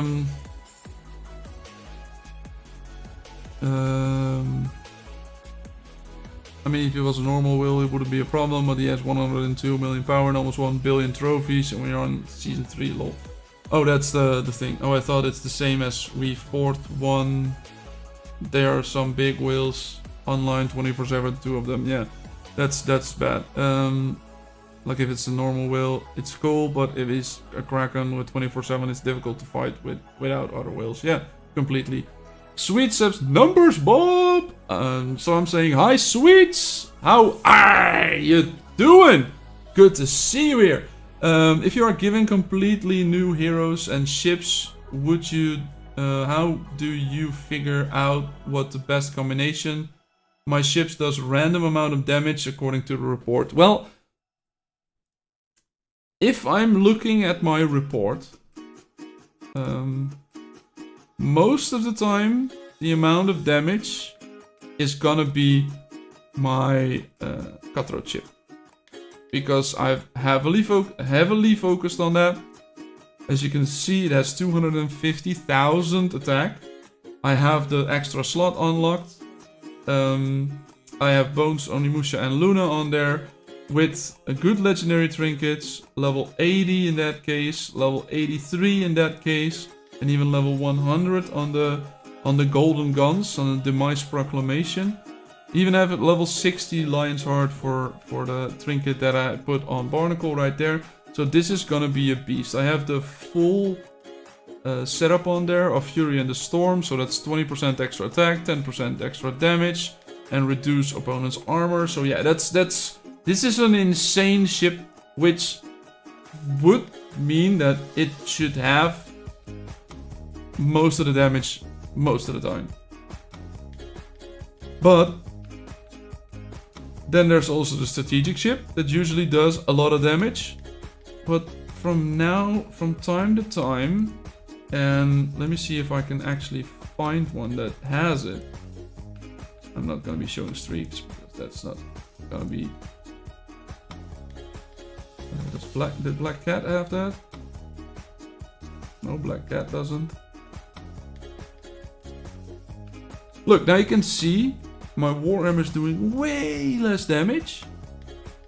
And my Stormbringer is getting up there. And then the strategic is also getting up there. That's because the strategic finally survived. My strategic has a problem with actually surviving. As you can see, it's the lowest HP of every one of them. But that's because it doesn't have any decreased aggro on there. All my other minis do. So yeah, that's why you're seeing that dip. This is the decreased aggro on my thing, or missing the decreased aggro. But what I usually see in that case is that my opponent is high on critical resistance, and he didn't. Critical resistance. Critical resistance. Wow. Okay, I'm trying to show you something that now, of course, when I'm trying to show it to you, it's not there. But, of course, you'll love to see it. You'll love to see it. But usually what happens on specific fights, where all of a sudden another ship is highest damage, that something like that changes. Alright?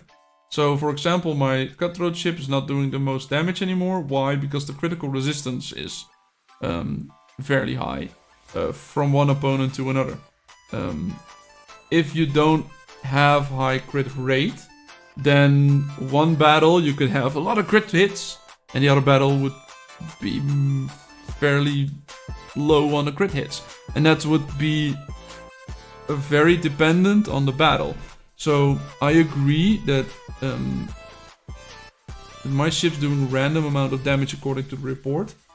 It would help if we can get better reports, and I've been asking for that for a very long time. So yeah, if we could get better reports on the flag, on the battles, that would mean that you would be able to determine a lot more information, get a lot more information from that. And as soon as you get more information from it, you're able to have a better experience in what actually is good, because now it feels random. It's not random. They're in crit rate, yeah, that's random, but it's not gonna be 100% random. Oh no, streaks! I was there for 8 minutes. How can you find me within? You're stream sniping. I know you're stream sniping. You're just waiting for me.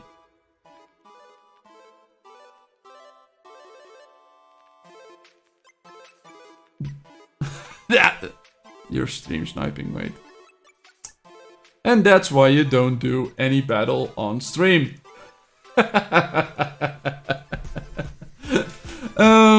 Ayo, doing well. Would be better if I didn't lose 70 times to rank up only once. Lol, how's it going? It's good. It's going very well. We've been discussing a lot of news on the general Discord. There's... Where is it? The news... Captain's log. There's a very elaborate captain's log and with a lot of news. So I would advise you to go look at that. The first 45 minutes of the stream was just me reading this and giving my thoughts on it. As you can see, I've been giving a lot of thumbs up on it. It's very good news. We, of course, still have to see the implementation of it. But yeah, I'm excited to see all of these changes come into the game. There's been a lot of anger in the last couple of weeks since the last update, since the last 2 updates, that it's very pay to win heavy and all those sort of things, and it feels like they're finally reacting and addressing to some of those things. I'm not saying that they're solving it right now. I don't agree with all of the anger about the pay to win at some point, but yeah, I agree with some parts, of course. I agree with some parts, but what I mostly disagree about is that a lot of the people are saying greedy devs or lazy devs, or there's a lot of anger towards the devs, and I don't think that's entirely. It's not entirely the devs' fault.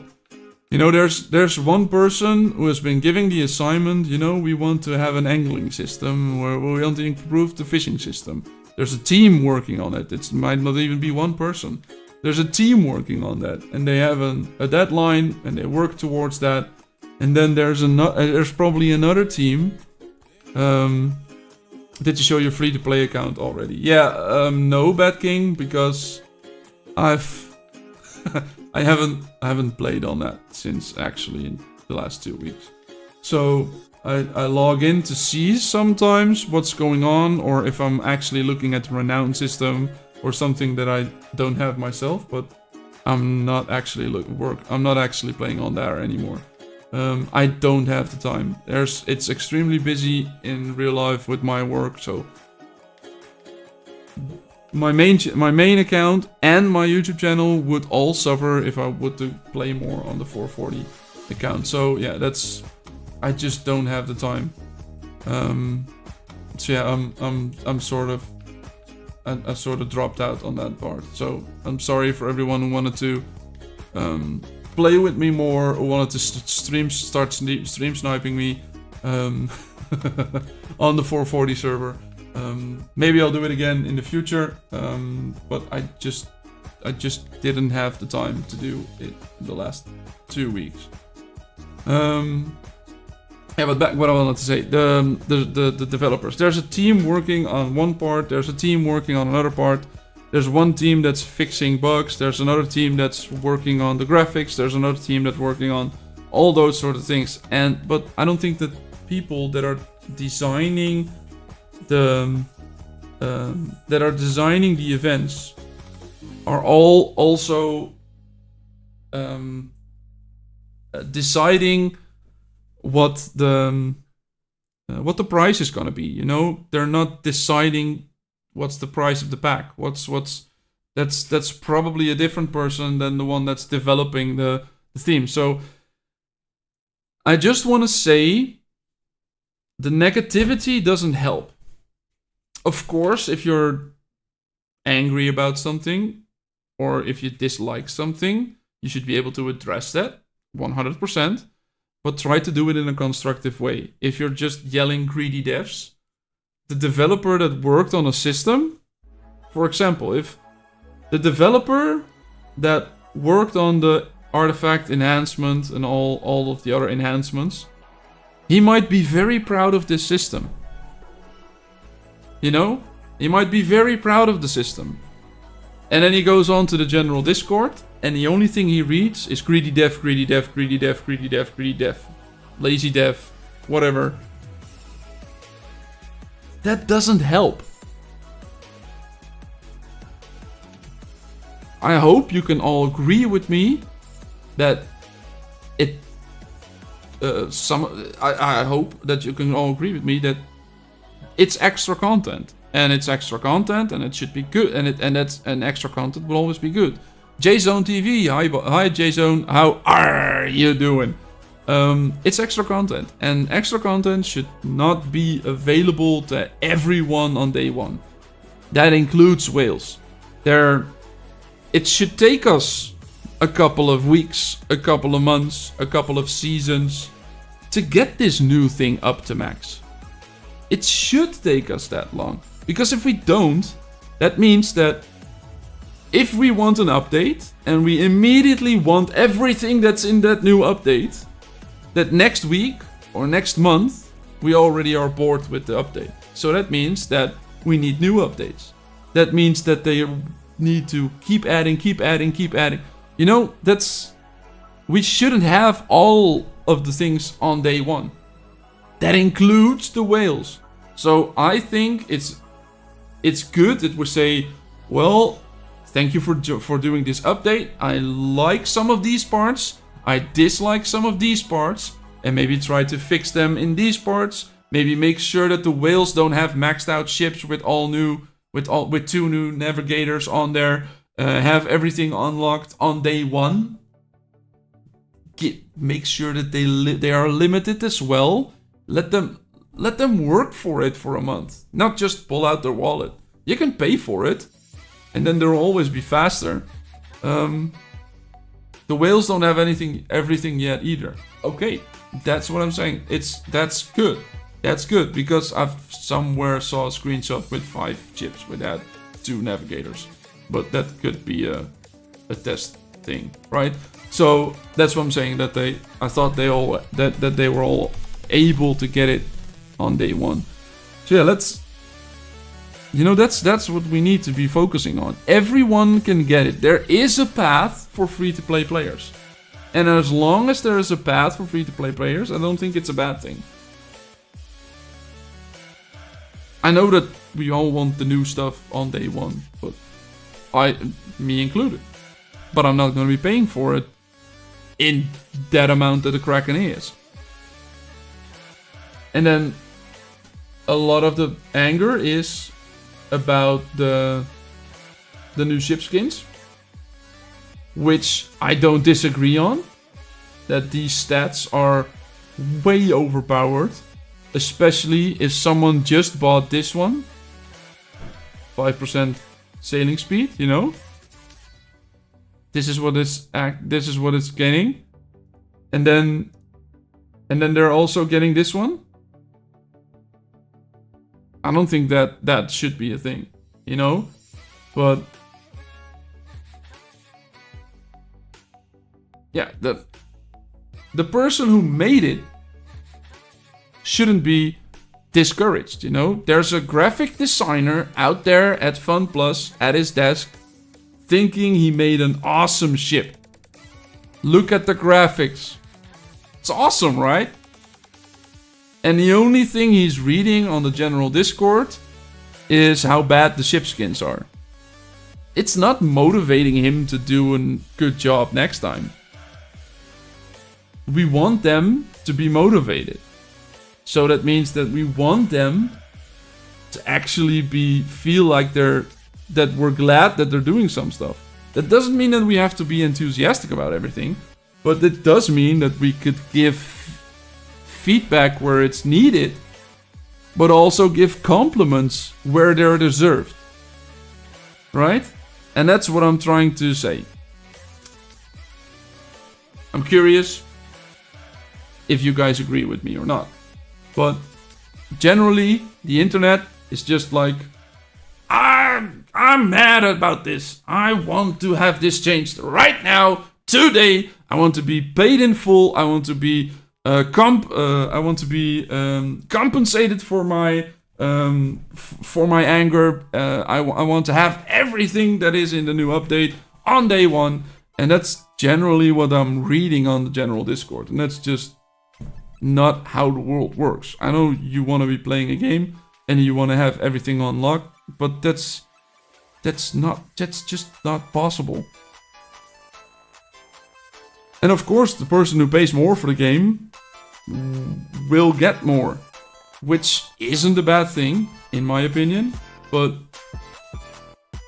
because that person that is paying is also paying for you to be free to play playing this game. If you want to be playing this game completely free to play, you're also getting all of the updates. And as long as there's a free to play path to get all of the updates, I'm good with that. And that's what I'm saying with the free to play path. The ship skins don't have a free to play path. That's just luck if you're getting that on the event that was ongoing last week.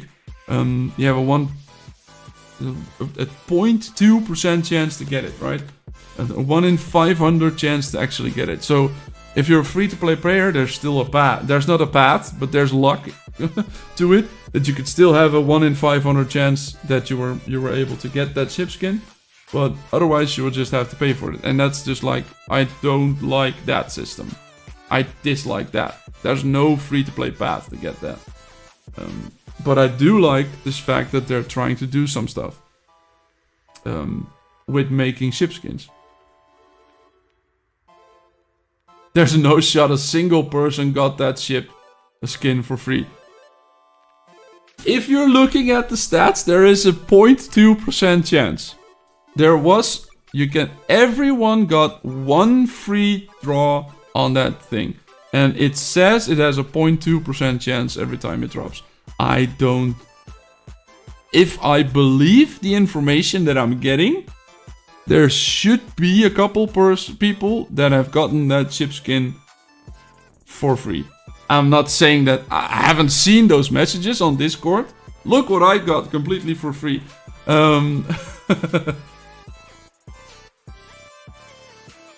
So yeah, that's what I got.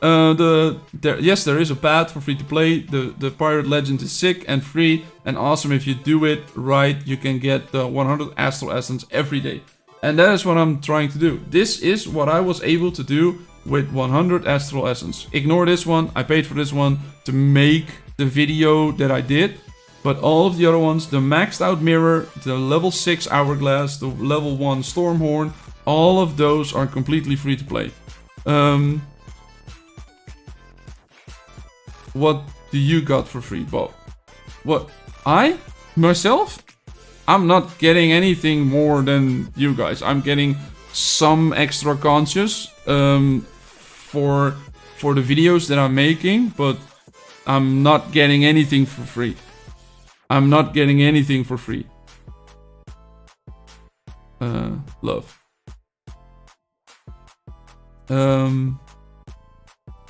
I've seen quite a few gang members in official Discord. Almost everyone had the same path to unlock the skin on the wheel. Yeah, everyone has the same path to unlock the skin on the wheel. There's only one way to get that, right?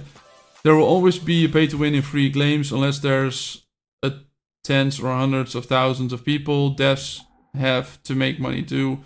That's what the games and that's what keep the games and the servers alive. Yeah, keep in mind that there are computers running to keep all of the 460 servers, which have, in some cases, a couple dozen players for the older servers, and in some cases, like 1,000 people. If they're starting on 460, right now, there could be 1,000 people playing. And they have to keep that server space running. There's developers that are working on the thing day in, day out. every day, and they need to get paid as well. You know, there needs to be a profit margin on there somewhere. Otherwise, we'd be having ads in the game all day. You know, like some YouTubers are playing ads, for example. Yes, I do play ads on the videos, but that's to maybe help finance some of the things I'm doing in game. Servers aren't cheap to run, let alone maintain. No, that's what I'm saying. It's gonna be a very expensive thing to have 460 servers running. 460 servers running. It's insane. Do you know how much it costs for Twitch or YouTube to run the live stream that I'm doing right now? It's costing them easily 100 euros for me to run this on 25 viewers, let's say that. It's gonna be costing them $50 or $100 to do it. You know, that's why the ads are there. To pay for that. Let alone you watching this stream is costing YouTube or Twitch or whatever it is. It's costing them money. So they have to get it back at somehow. And that's the same for the game. And I'm saying that it shouldn't be fully free to play, that any paying player can never be defeated by a free to play player. But yeah. I mean, streaming video and video server hosting is completely different. Yeah, but one Kraken pays for their server every month. Yeah, of course. I know it's different. I'm just saying that we're currently on YouTube, on Twitch, so that's why I'm comparing it to that. It's data. It's streaming video and hosting a server is completely different, but it's still data, right? There's still an internet connection which requires data.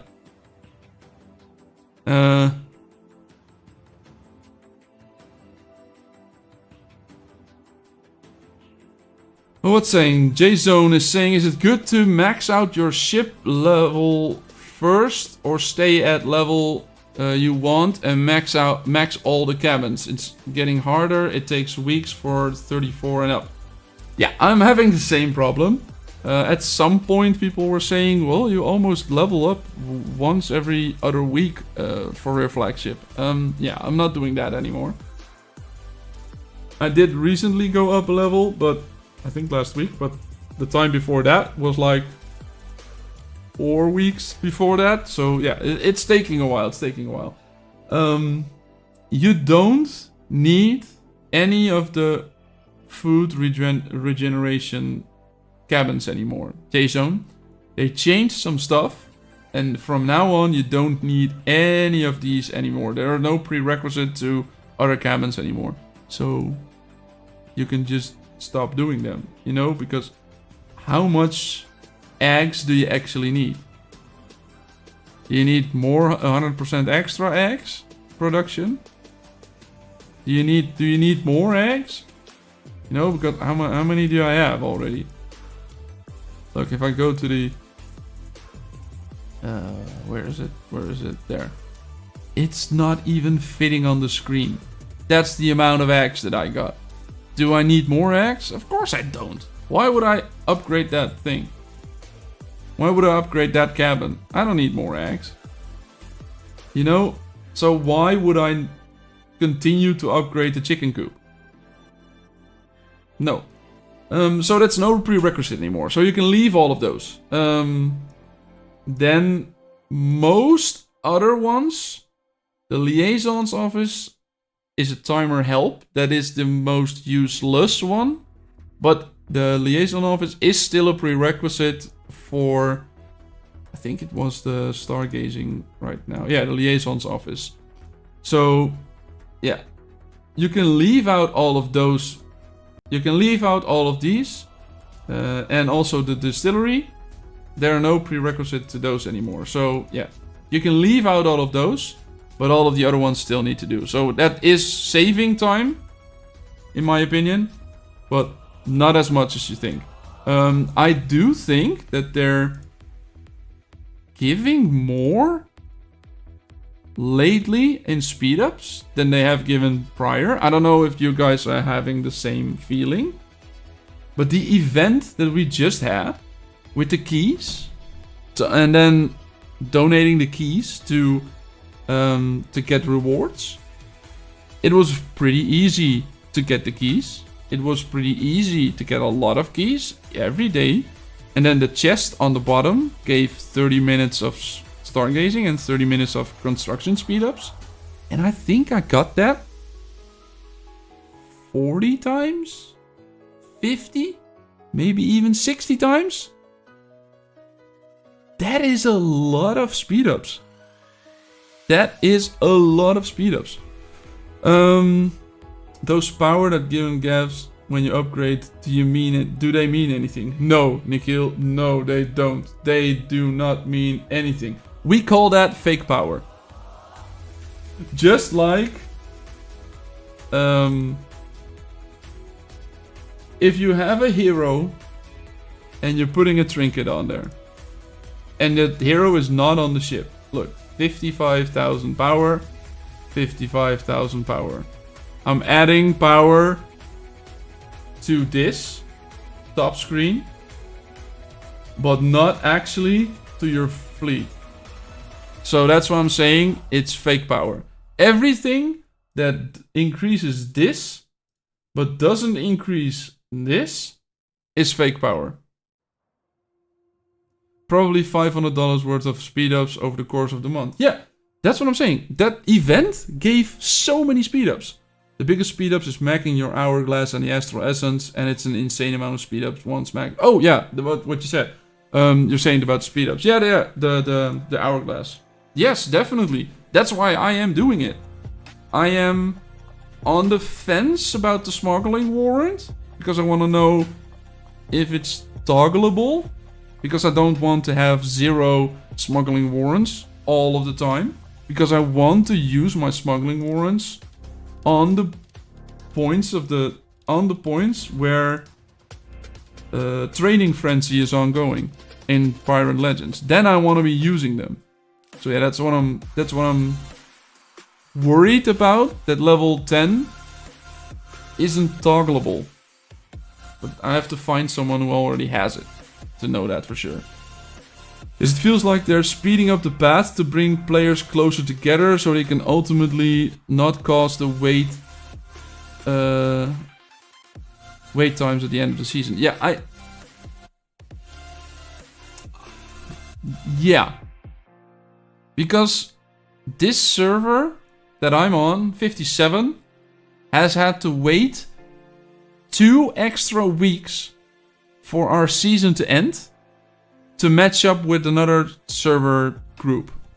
Our server group was 12 servers, and since season 5 is 8 servers, then having 12 is not dividable by 8, because you would have a half of a server, half of a season filled.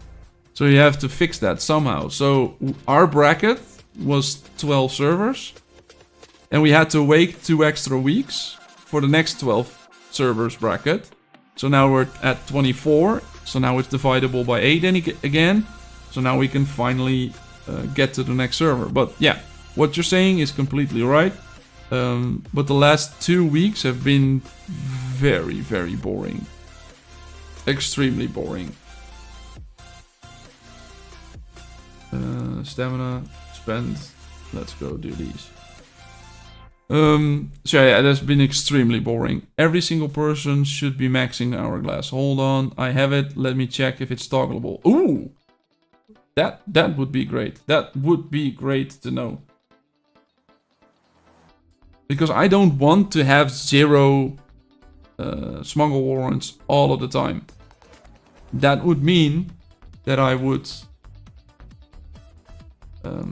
for example, wait with claiming these chests until it's good for me to do. That would make so much work to min-maxing. Do you know which servers are with you in Season 5? Yes! I know we are going to be with server 72, which is another server that has over 10 billion power on the main gang, and then even have a secondary gang. So yeah, I'm of course curious to see how much of that power is actually still an active player, but they could still have players on their gang which haven't been online for weeks, of course, to boost that power number. But yeah, most of them have been very high on power. They were on the all-season leaderboard of the event that was ongoing last week. So yeah, it's gonna be a whale-heavy server, but we have a couple of 40+ players as well. Also a very couple of active 40+ players as well. So yeah, it's gonna be a cool fight next season. That is for 100% for sure. They're with us now in S4. Ooh, can you spill some secrets? What's their online time? When are they online the most? do we know? Yeah, but if you're online later, are you saying you're gonna spill that information later, or on later on the day? What do you mean? What do you mean?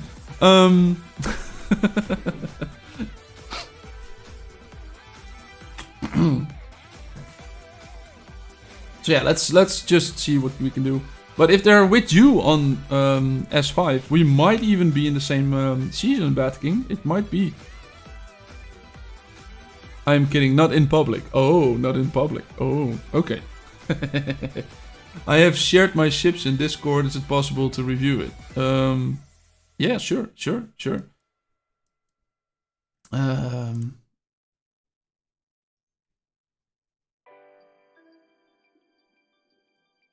Did you just do that? Are you on the Discord? Are you Nike the Sparta? Is that Nikhil? Probably, right? Nick the Sparta?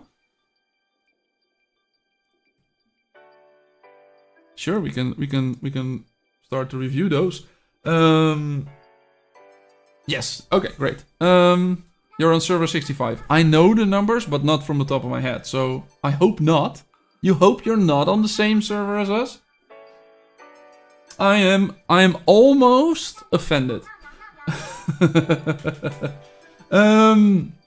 Level 20 flagship, Ahab, Cursed Agnes, with a life funnel on there. If you were getting another shield, put that on there.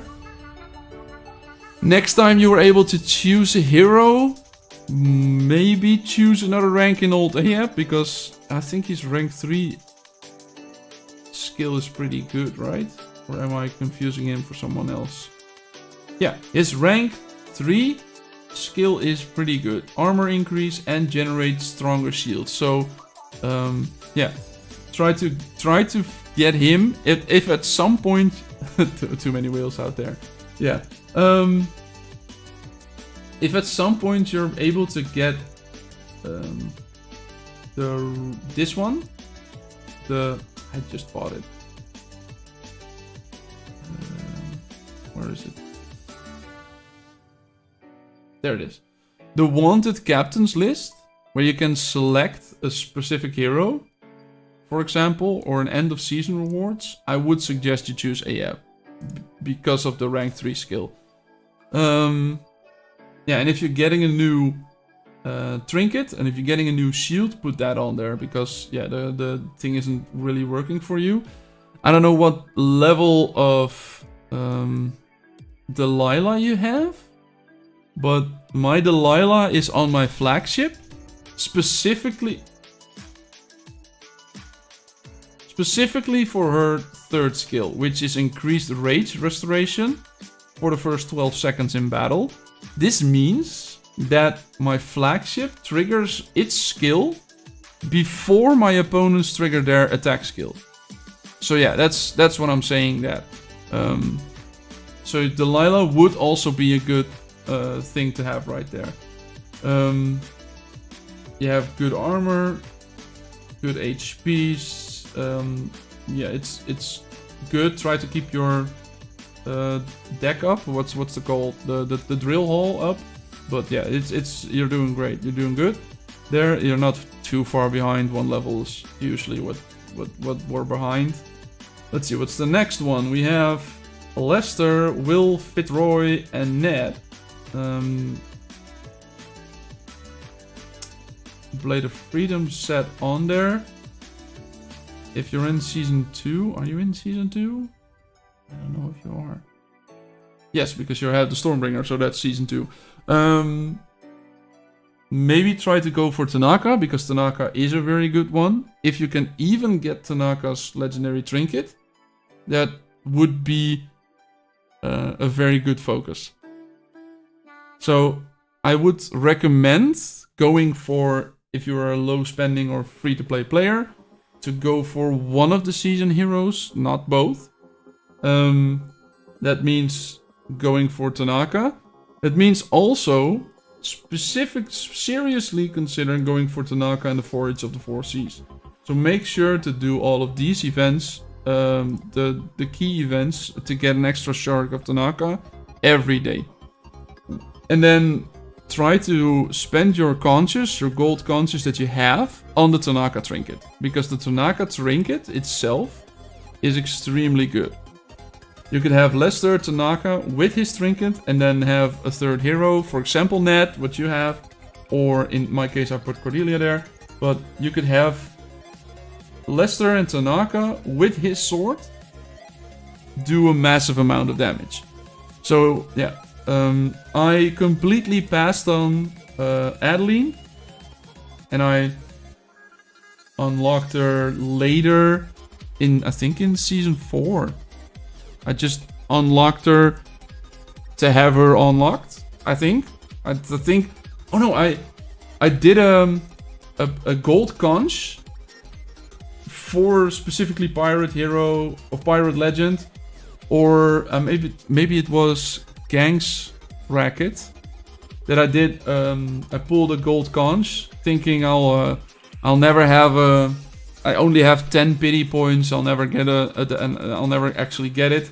So I pulled a 5 Heim conches or something, and then I got an Adeline. I wasn't actually intending to get it. I was doing it for the rest of the events. But yeah, I got it on a very low pity. That I do know.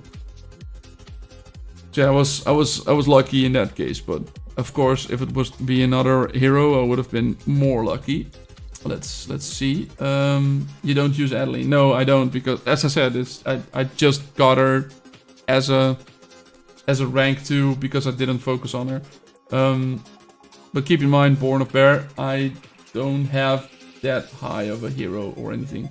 Were you able to check if it's toggleable or not?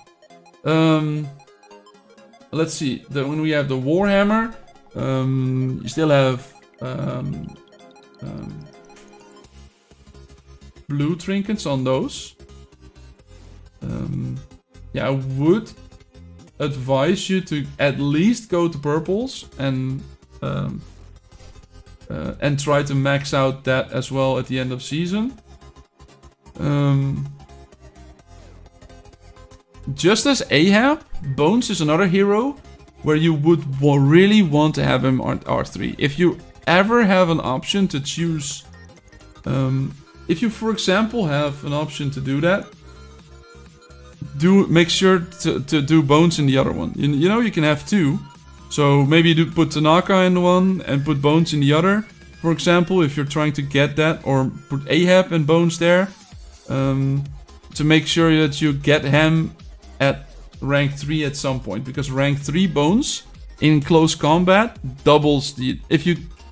In close combat, he does a skill where if you hit an opponent and then you kill that opponent in that same round, he will do his thing again.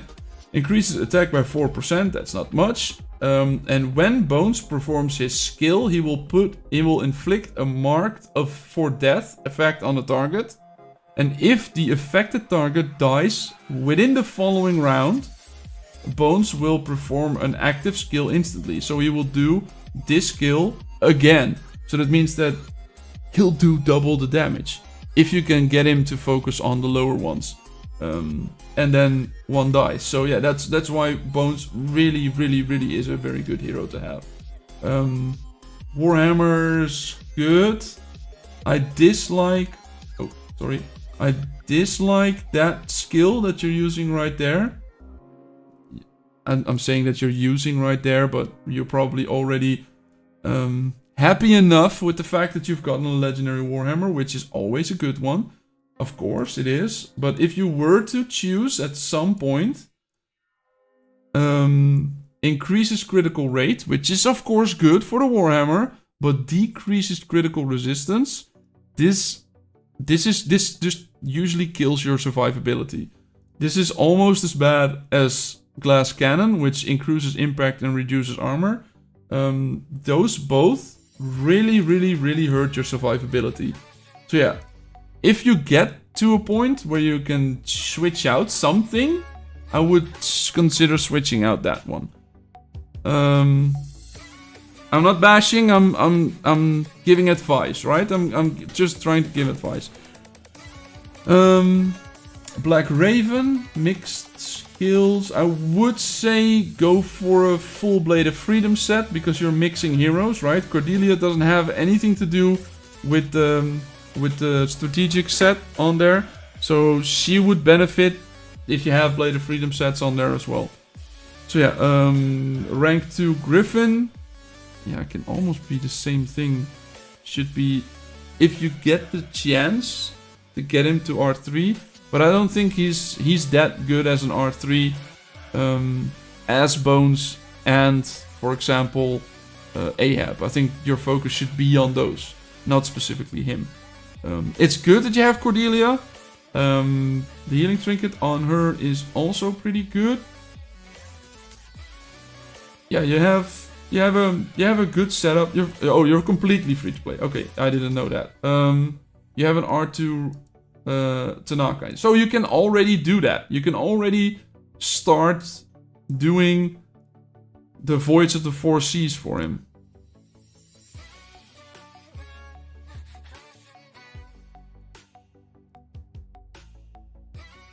Are we? Is he running?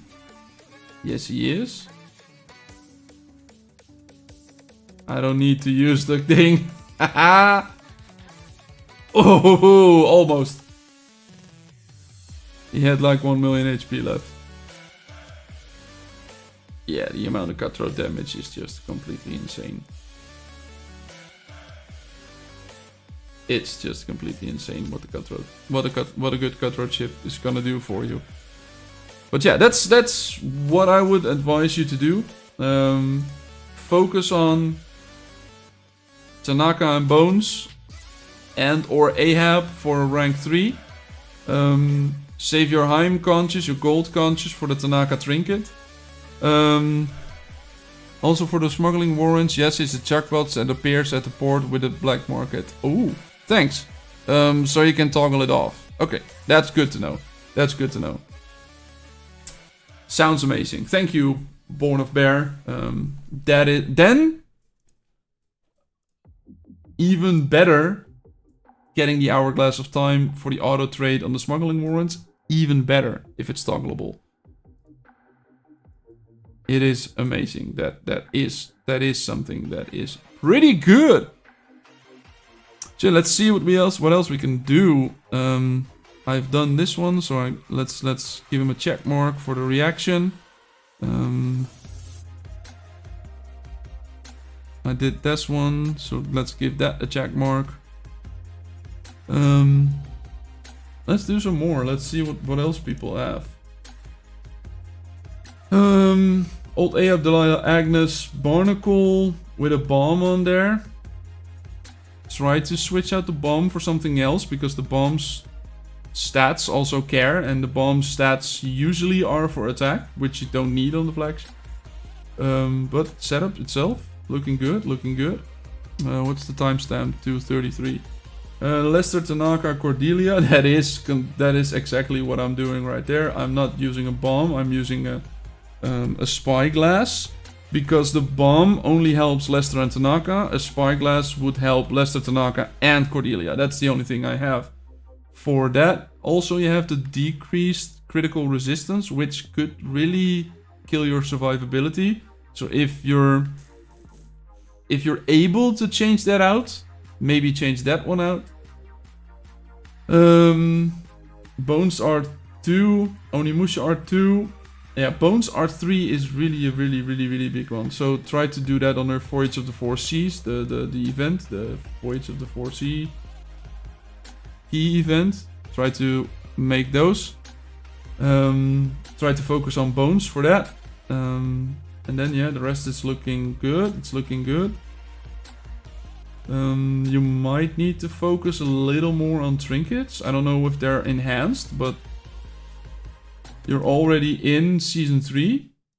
And you're still using a small amount of trinkets. If the purple ones are enhanced, then you're fully enhanced, then you're doing okay. But maybe consider doing a little more trinkets and a little less heroes. Great R4 Griffin, R2 Boa, Molly. Yeah, that's looking good. You can switch out the stats, so yeah, that's looking good. That's looking good. What's your fifth one? It's the Sachit, of course. It's the Sachit. Ophelia Shark Kui, also with the purple trinkets. With the decreased aggro one, I love the fact that this one is on there. I have that specific one on Stormbringer, on my Sachit. Then I have the legendary version of that on the Warhammer, and I don't have it on this one. And this one is hurting on survivability. So yeah, I almost need that one on there. So yeah, looking good. Trying to get the hero levels up. But on the other hand, you're doing good. You only have a 95 and a 98 instead of the rest is 100. So yeah, you're looking good, mate. You're looking good.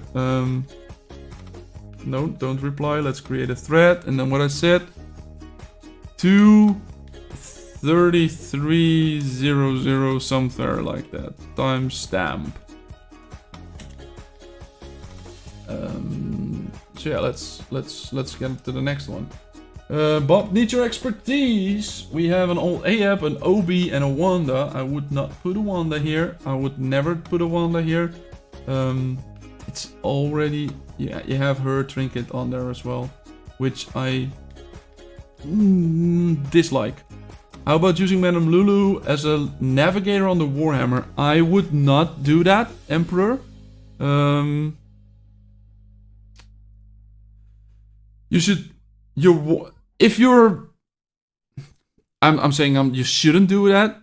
It depends, as all answers. It starts with, it depends what you're trying to do. If you're trying to make it more if you're trying to make it give more survivability, then yes. Otherwise, I would always try to focus on another hero that does more defensive or offensive stats. You know, those heroes give way more stats. So if the defensive one is specifically focusing on Constitution. What are the other defensive heroes? There's not a lot of them. But then you have the support ones, which are just all over the place. You know? They're not giving... If you total these, like 1,000 and 1,400, and then 1,000 and 1,200, these give way less stats than, for example, this one would do. A lower level, but 2,800. Maybe it's not really...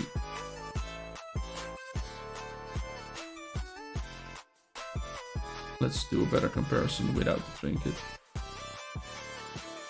Swap, remove the trinket. It doesn't have a trinket. So yeah. We have 2,100 on this total. We have 2,100 on this total. And then we have 2,300 on this total.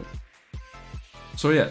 That's what I'm saying. It gives more stats if you're focusing on a specific one. If you're focusing specifically on a strength or on constitution, which for example Armstrong does, which Obi does, which Ahab does. There are not that many defensive ones. Which Magnus does. Those are the 4 heroes that are actually defensive. So if you're trying to make it more survive longer, you could put a defensive hero on there. But if you want to have it hit harder, always put an offensive hero on there. Oh yeah, that's what I'm saying. Let's go back to the setup. What's the timestamp? To 39. Ahab, Obi, Wanda. I wouldn't put Wanda on there. I would put a aggro increasing hero on there. I wouldn't put a rudder there. Because the shield would help constant aggro instead of a rudder. Rudder only does 30% of the time. It's every 10 seconds for 3 seconds. So it only works for 30% of the time. Ahab and his trinket is not as strong as I would like it to be. But it gives armor, which is of course good. But it also gives a shield, which I don't really like. Then Wanda's trinket gives heals, but not as much. And if you're looking for heals, put it on a ship that actually has high attack stats, which will never be this flagship. So put a Agnes, aka Armstrong on there, or if you have a Magnus, of course. I would rather have that one on there than Wanda. Then we have an Ophelia, Cordelia, and Quillanting. I would want to know how good your Sharky is, because then switching Cordelia to Quillanting's place and putting Sharky there would help you way more, because of the rage restoration that the elixir does, with a 30% chance on all basic attacks. Then I notice you have the legendary stealthy maneuvers. Amazing, congratulations. I wish I had that. Lester, Tanaka, Adeline. I've heard this is a monstrous combination. I don't have Adeline myself, but I heard this is a monstrous combination. If you end up getting them both to rank 6, right? So yeah, if you get them to rank 6, specifically these, not Lester, but specifically the other two, I've heard that they are a damage dealing, they're a heavy damage dealing system. That's a damage dealing team, let's say that. Griffin, Boa, Molly, of course, good setup. Orachi, defensive set on there, probably because of the survivability. Getting another stealthy maneuvers on here might help you with the survivability, and then you could switch out to a Blade of Freedom or another offensive shipward set. Yeah, trinkets, okay, good. Bones, Oni, Luna. Offensive set. No stealthy maneuvers could still help you out, the stealthy maneuvers, because of the survivability. But of course, this is a basic setup. This is basic damage dealing setup. Yeah, doing good, doing really, really good. There's not much I would change to this. But yeah, you're doing great. You're doing really good, mate. What did I say? Sorry, I forgot. The 39, right? Something. And then give it a check mark.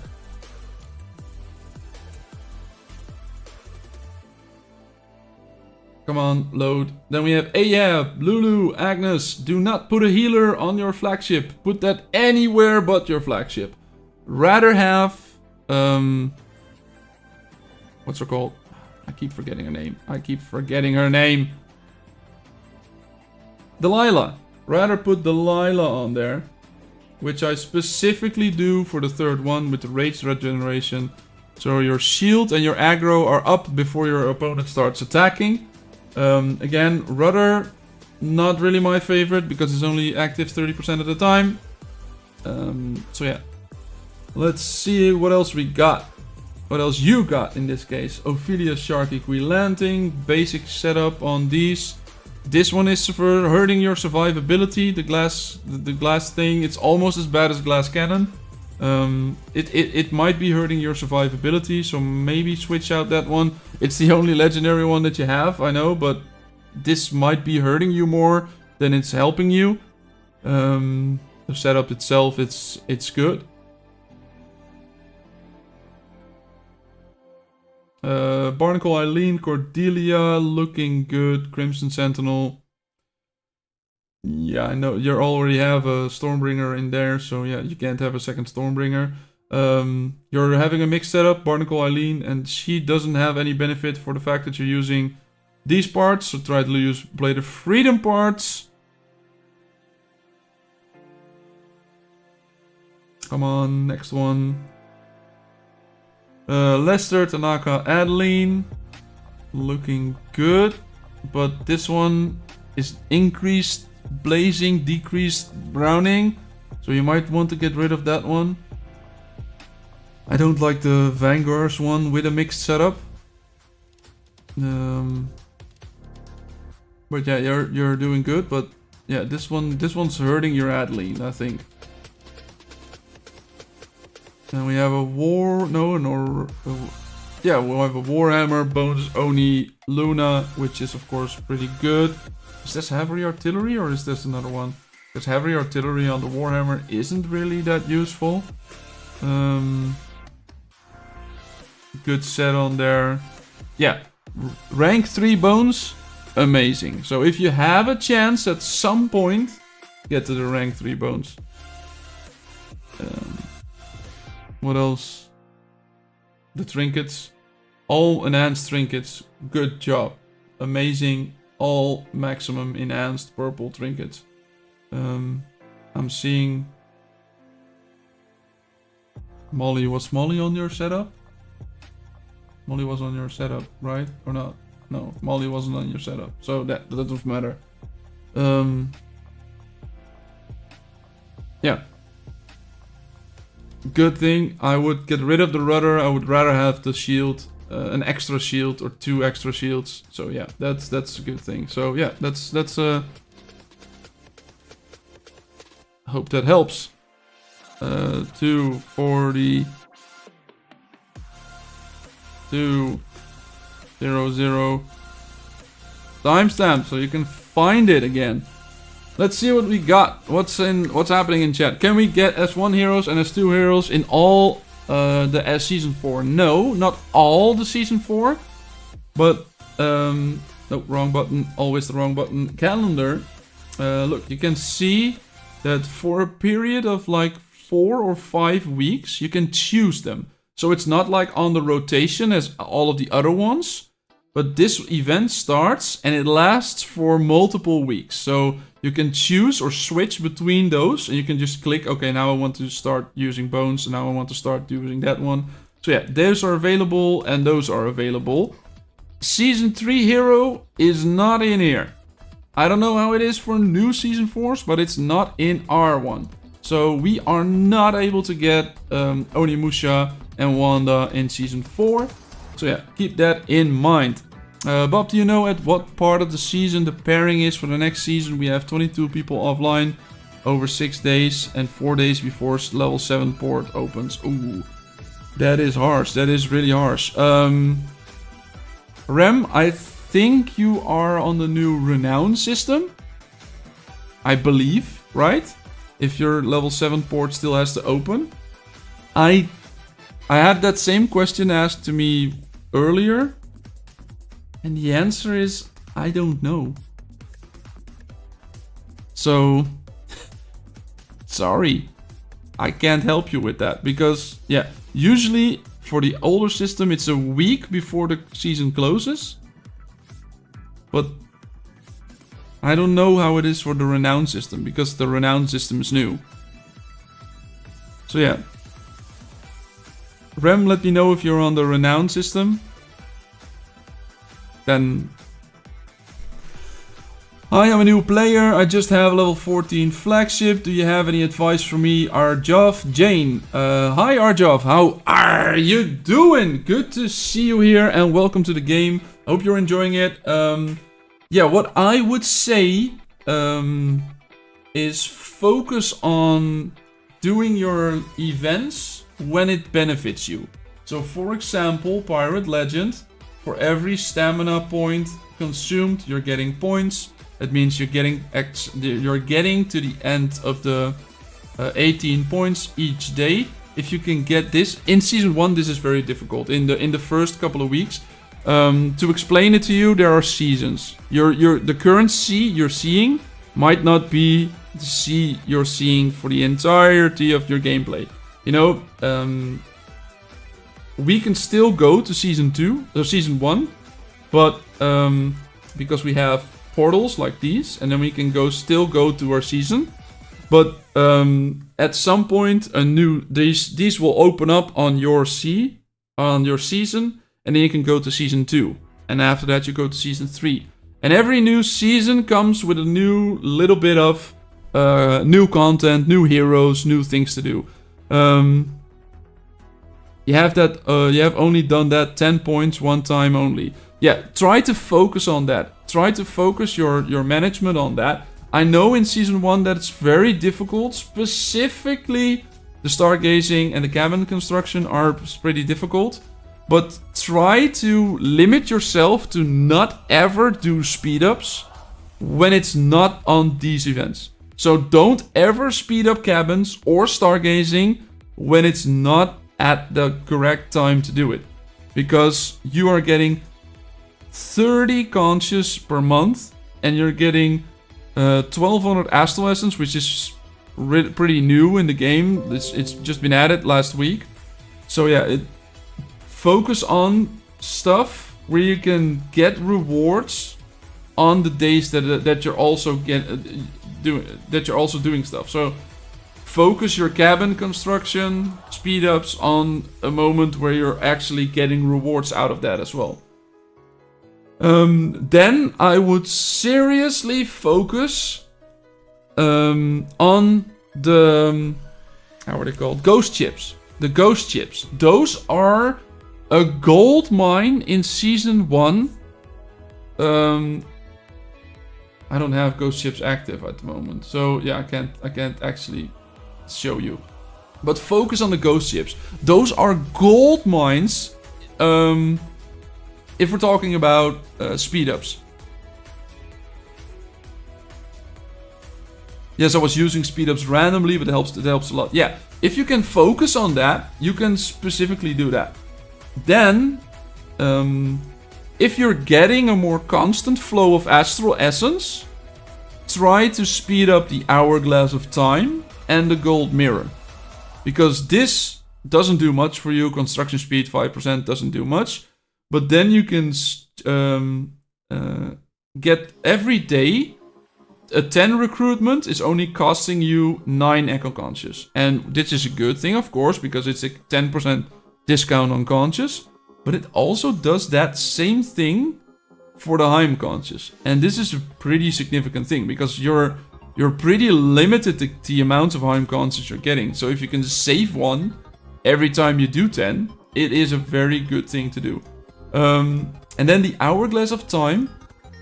Sailing speed doesn't do much for you. Auto smuggling warrants doesn't do much for you. But the extra time reduction, this is amazing. This is 4 hours instead of 2.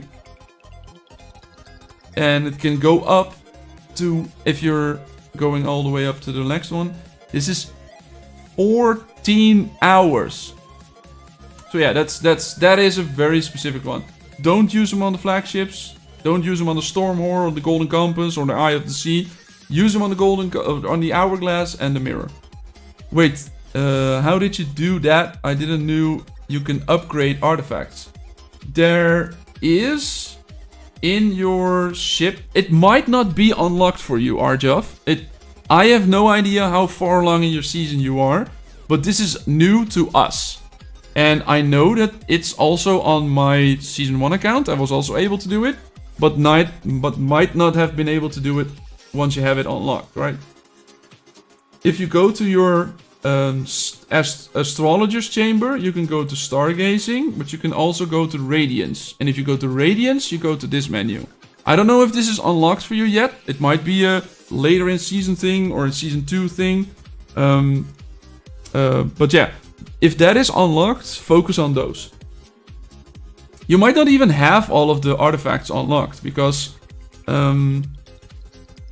this is a season 2 artifact. No, I don't see that. Okay, then it's unlocked later. So yeah. If you are at some point happy with your heroes, Arjav, try to save up conscious and for the end of the season. And then I specifically mean the purple ones. At some point, once the middle of this map opens up, and stop spending the purple conscious. Because the purple conscious can give you trinkets in season 2. Trinkets are season 2 specific things that your heroes can carry. But you need purple conscious to unlock those. So in season 2 you start to have making choice. Do I spend them on trinkets or do I spend them on heroes? In season 2, spend every purple conch you have on trinkets. Try to maximize your trinkets as soon as you can. Try to make sure that every single ship has a maximum enhanced system of purple trinkets at least at some point. That means that even though you might be a free-to-play player, you can hit up to 2, 3, 4 ship levels if you do that. So yeah, focus on that specifically. Stop spending them at some point when you're happy. You can still spend the gold ones, but stop spending the purple ones specifically at some points. Bob ran into a buzzsaw number 7 crew with 12 level 40 plus ships. And all they did was rickroll the game for everyone in the game. One overpowered crew is killing the game. That is not very nice. I can imagine why a lot of people have quit then. Why you have a lot of people that are offline more than 6 days. Yeah, that might be a thing. You might want to read some of the patch notes. No, that's not patch notes. The captain's log for today that they posted. Because this captain's log has given a lot of updates that are giving more ship... what are they calling? The seafaring permits, which are the season transfer or the server transfer tokens. So a lot more things are now giving seafaring permits if you want to transfer over. And then we have a lot of things that are might be against whales. Rally fleet. 5 members of the same gang will be allowed to form a small fleet, with one of them appointed as the commander to sail and fight side by side. So you can have 5 ships attacking at the same time, 5 players. So you can give your ship away to a commander at that point, and then that person would be able to attack a person with more ships jumping in on the same person. So yeah, we really need, you might really need that.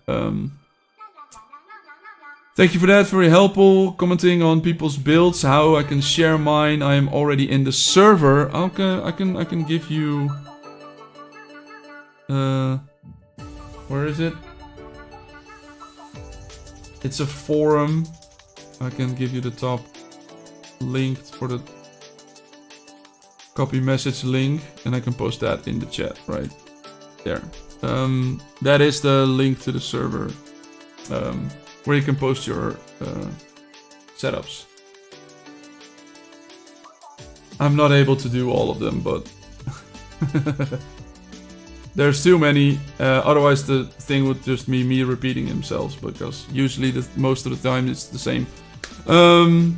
That's a lot of stuff they announced incoming. Yes, DK, they did announce a lot of new stuff incoming, and most of that I am excited about.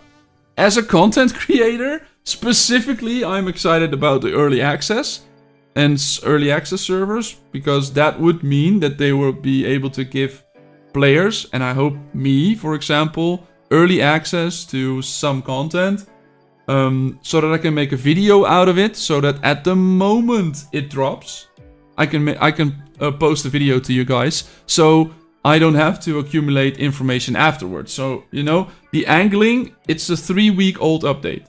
The fishing, it's a 3-week-old update. I haven't made a video about it. Why? Well, because I'm specifically doing this. Flashbang warning for the people on phone. I am collecting data. I am saying the kilograms, the score, the tier, and later on I also added the coins that I'm getting from each and every fish that I'm catching, to know what I'm supposed to tell you guys, you know? And if I get early access, I will be able to do that earlier, and then I would be able to drop a video, for example, as soon as the update comes. So yeah, that would mean I'm finally able to do testing before releasing it. Yeah. I think they are already doing testing before release, DK, but now I would have access if I would on that early access server. I would have access to some stuff that I might be able to test with. And if I'm, for example, have all heroes unlocked.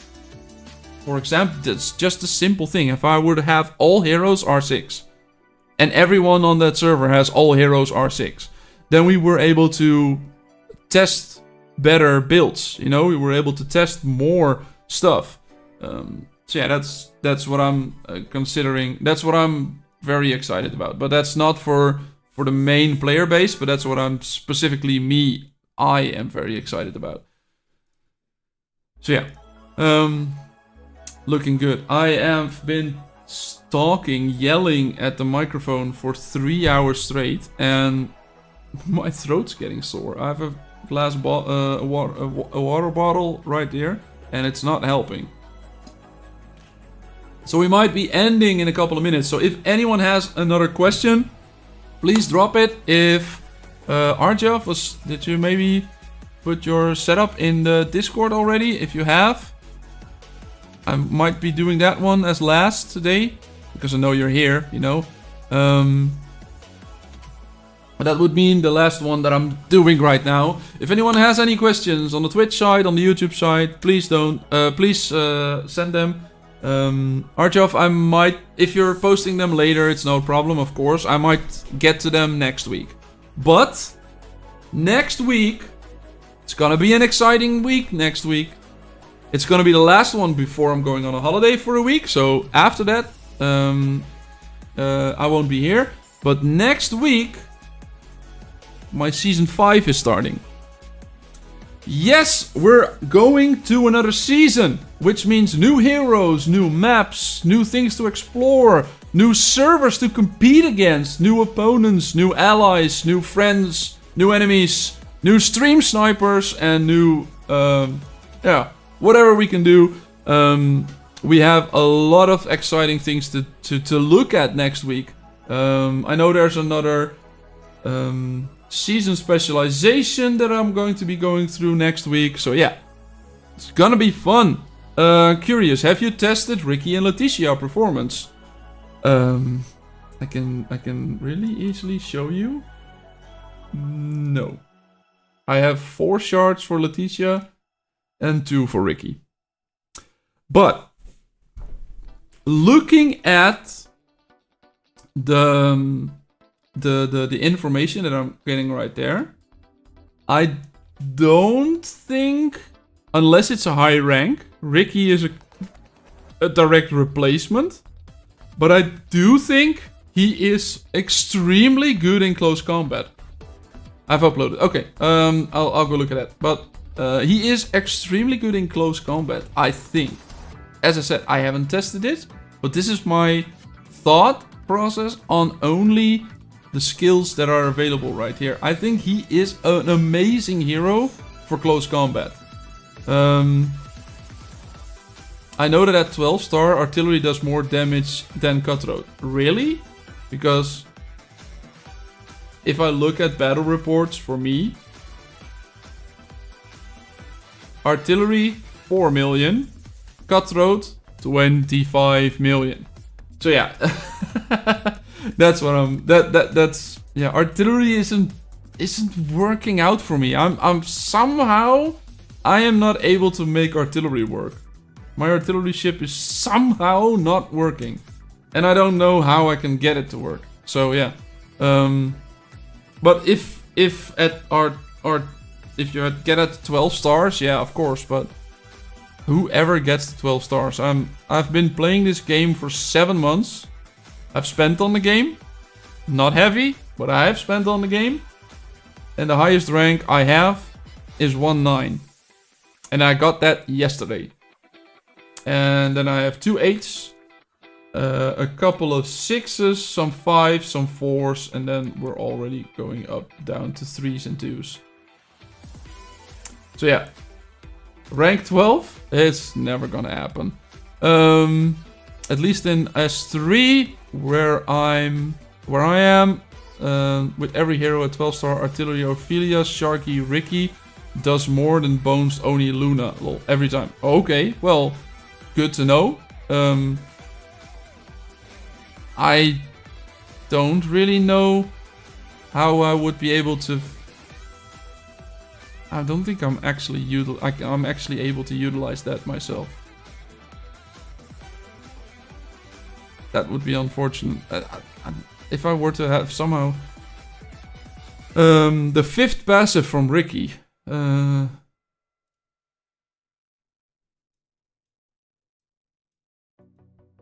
Will Ricky be available to roll for other than the wheel of pay to win? I don't know. After using a skill, the ship under Ricky's command has a 70% chance to perform an additional normal attack. This can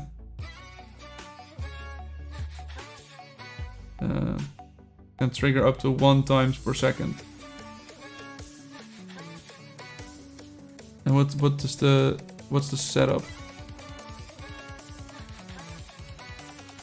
Ricky and Sharky. Ophelia, Sharky, Ricky was the setup then. Yeah, that would mean a lot of basic attacks, but I don't know. Using a skill, I don't know what skill is he specifically saying. What this skill? So yeah, that's so.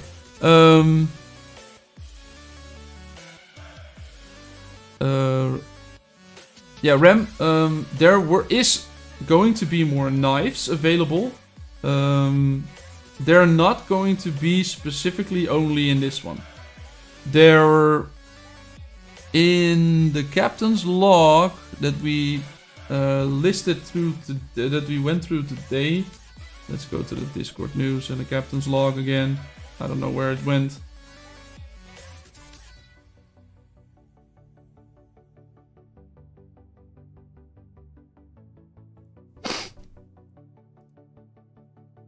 Oh, apparently my mute button is also the go back button because I had to sneeze, sorry. More rewards at regular markets, including sharp throwing knives. So the sharp throwing knives are now going to be in the gang market for the gang seals, the rogues retailer, and the prediction parlor. So 3 more ways to get them. So yeah, it is going to be easier to get those in the future. So it's not only a pay-to-win Wheel of Fortune type of thing. I really hope the fact that this was gonna be a skill-based thing, but it's just a probability. And people might be saying 0.5%. That's a really low chance, but consider the fact that if it takes you 200 times to get a full unlock, you will always also get 30 of those. So you will already have... No.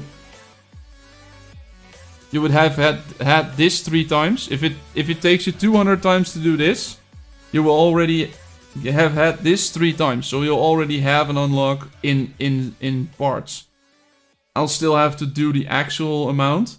And of course, this is also...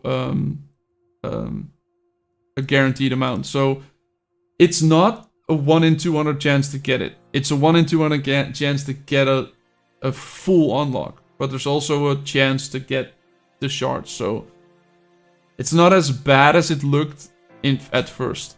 And with the cheat shield that increases the damage of the auto attack with it if it's any skill used to the ship. Yeah. You mean heavy artillery? Or do you mean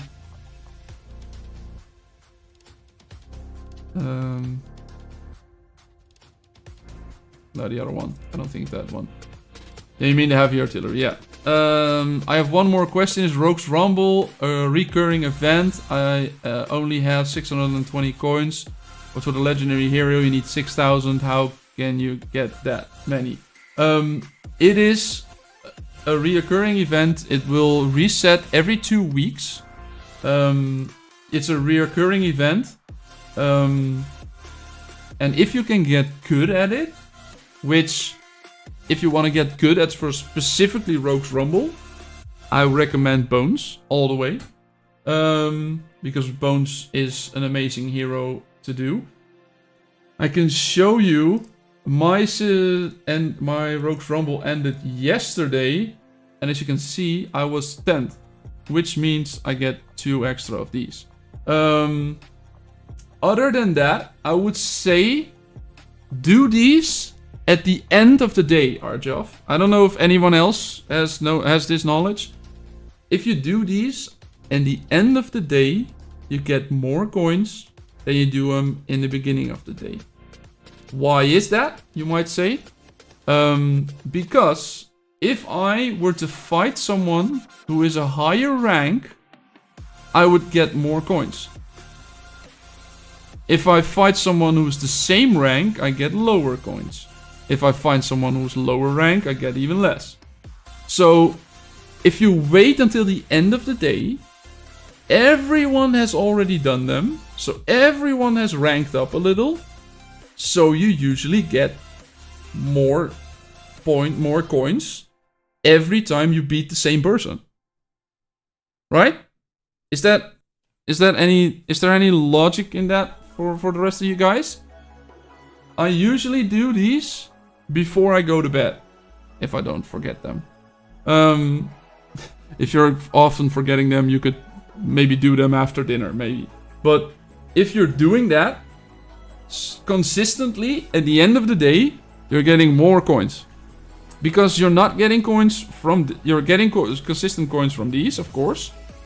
You can get 90 if you can get to the entire 12 chests. I usually spend an extra 1 or 2 attempts each day.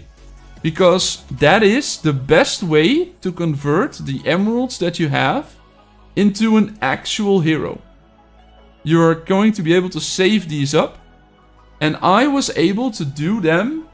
It's the end of season 4. I bought this on stream today.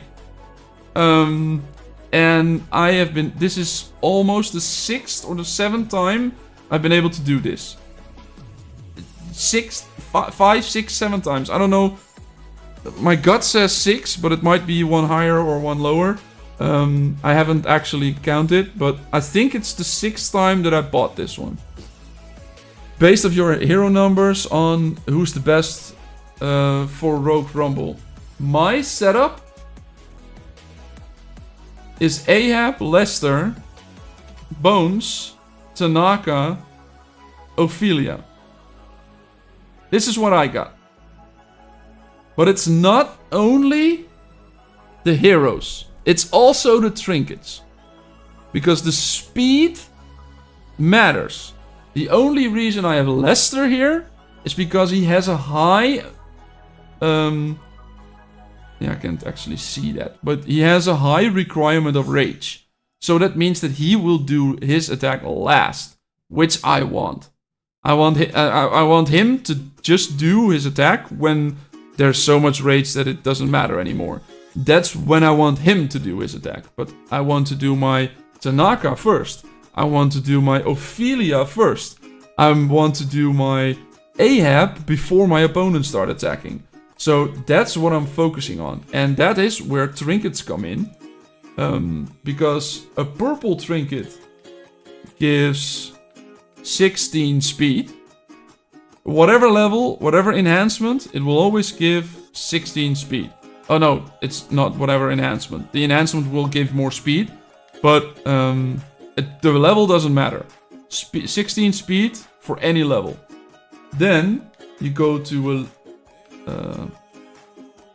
look, this is level 60, still 16 speed. Then we go to legendary trinkets. Where are they? A legendary trinket. There's this, for example. A legendary trinket, unenhanced, will have 20 speed. So that means this hero that has this trinket will attack before another hero that has a purple trinket. And then I have enhanced this fully, and every enhancement gives me 2 more speed, which will make it so my hero starts attacking first. And I can show you that whoever I start attacking in the Rogue's Rumble, we don't really have a high target, but you can see that if I downgrade to 1 speed, immediately Ophelia attacks, then there's Ahab, and then there's Tanaka. All of those have enhanced trinkets. Then there's Bones, that comes in after that, because he also has a legendary trinket with 1 or 2 enhancements. Look, they haven't done any of their skills yet. Now they're doing skills. So now it's Bones time, which one, kills another, kills another. Why? Because he's R6. I heavily focused on Bones. Every time he kills someone with a skill, he will do it. He will shoot again. Right? So yeah, that's what I'm focusing on, and that's what I'm doing right there. So it's not only the amount, it's not only the heroes that you choose, but also the trinkets that they have. I'm glad I cleared that. I was about to go cons thinking they might go away. No. You can save them up for eternity. I've been saving them up for months now. I actually do it at the end of the day because I do that because then I can upgrade my heroes, but that makes sense too. Oh yeah, that makes sense too, that you can upgrade the heroes at the end of the day. But I specifically do it for higher rank opponents, so you get more coins.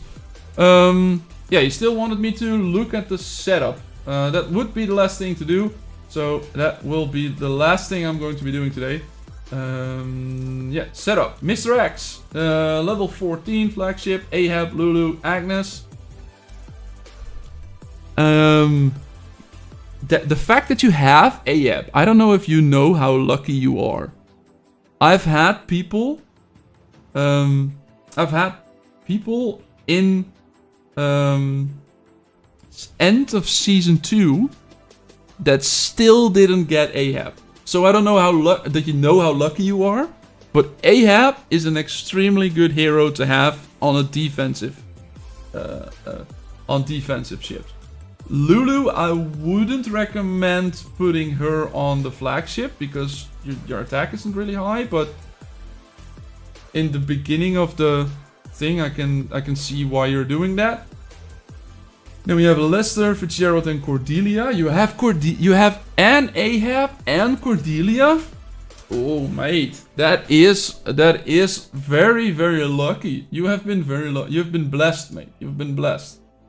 And then you have Henry Hell, Cursed Ed, and Queen Lanting on a Dragonlance, which is, of course, more of a whatever you can put on there. You probably... How long have you been playing? Yeah, my gang told me. I know Ahab is too good for flagship. No, you want to have your flagship defensive. Do you know why you want to have a defensive flagship? Everyone does a defensive flagship, but do you know why everyone does a defensive flagship? Around 1 week. If you're doing this in week 1, congratulations, you're doing amazing. You're doing amazing. Yeah, so it can tank, yeah. But if your flagship sinks, you lose the battle. So it doesn't matter if any of the other ones are defensive, if your flagship sinks, you're a free-to-play player too. Yeah, you're doing amazing. You're doing similar to what I've been doing, what I did. I think you even surpassed me. I think I didn't even get to level 14 in a week. I think about a month ago, I did a free-to-play series on server 440, where I was trying to get to a complete free-to-play. I made a lot of footage, but I didn't really make. I haven't made the videos yet. I haven't had time for the editing, but I have a lot of footage. So maybe I'll still need to make the footage for when I'm on holiday, so you guys can actually see what happened on the first 2 or 3 weeks of that server, because I've stopped playing now, but I just didn't have time to play 2 accounts. But yeah, you're doing great.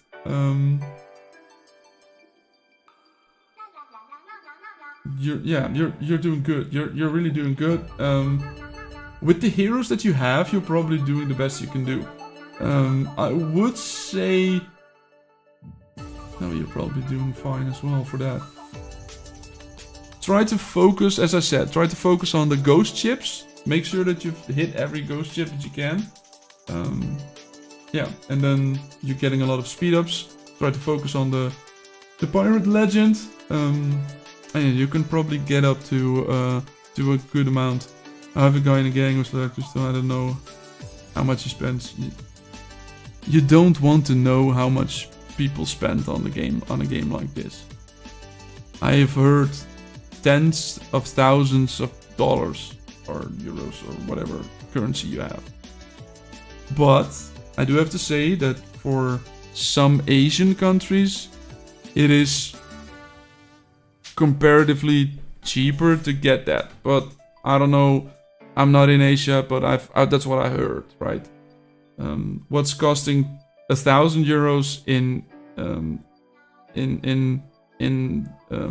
EU or in whatever country you are, it's gonna cost you about a tenth of that in the rest. Oh, the Leicester trinket. Yeah, I saw that, but I was talking. It is cheaper there. Here, it is cheaper here. Oh, you're an Asian as well. Yeah, sure. I put a spyglass on there specifically because I now have a Cordelia on here as well, so I don't have a use for the chain of bombs. The spyglass also helps Cordelia. A chain of bombs wouldn't, and that's what I'm specifically using. It's a non-upgraded version, so he goes last, specifically so that he goes last in the Rogue's Rumble. That's what I'm using. What's better to use, chain of bombs or spyglass? Consider that depends on the rest of your setup. If you have, for example, the fiery intent, 35% probability to do more blazing damage, then a bomb would already be better than a spyglass, for example. You know, because you're doing extra blazing damage. And then the chain of bombs also would help this.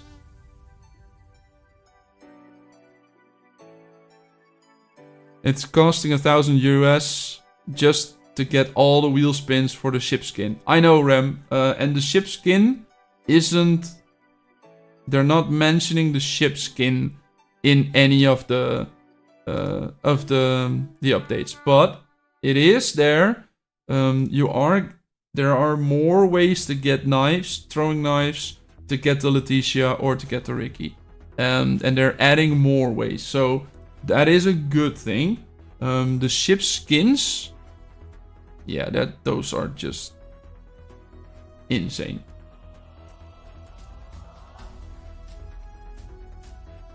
My wheel of pay to win took all of them to get the skin. Yeah.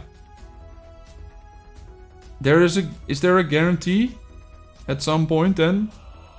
I guess it is.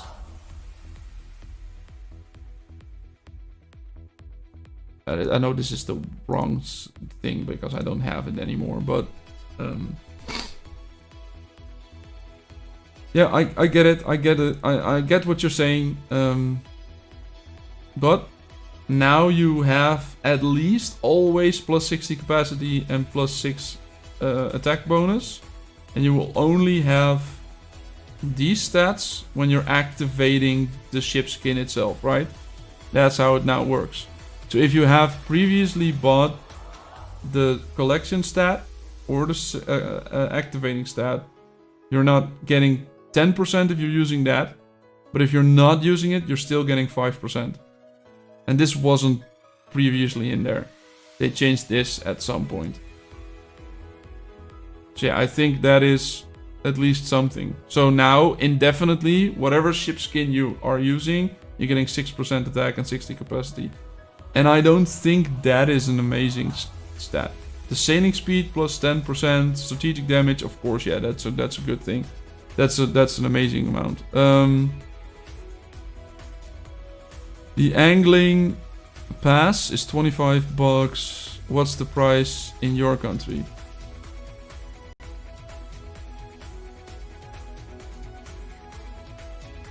You mean this one? Yeah, I'm on Gleamstones apparently.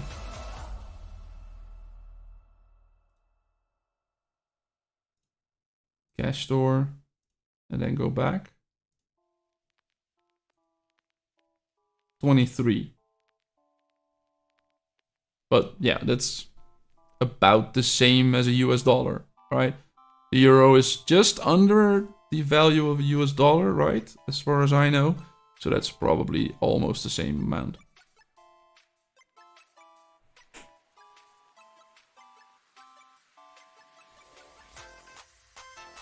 So yeah, that will be me wrapping up for today. If you haven't done so already, please leave a sub, please leave a follow, please leave a like, please leave everything, all call to action, all things that normal streamers or YouTubers usually do. Thank you for being here. Thank you for joining me.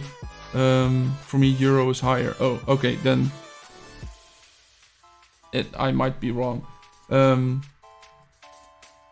But I thought it was the other way around. But okay, I don't often deal in euros. So yeah, good day, good night, Bob. See you next week. Yes, I will be here next week.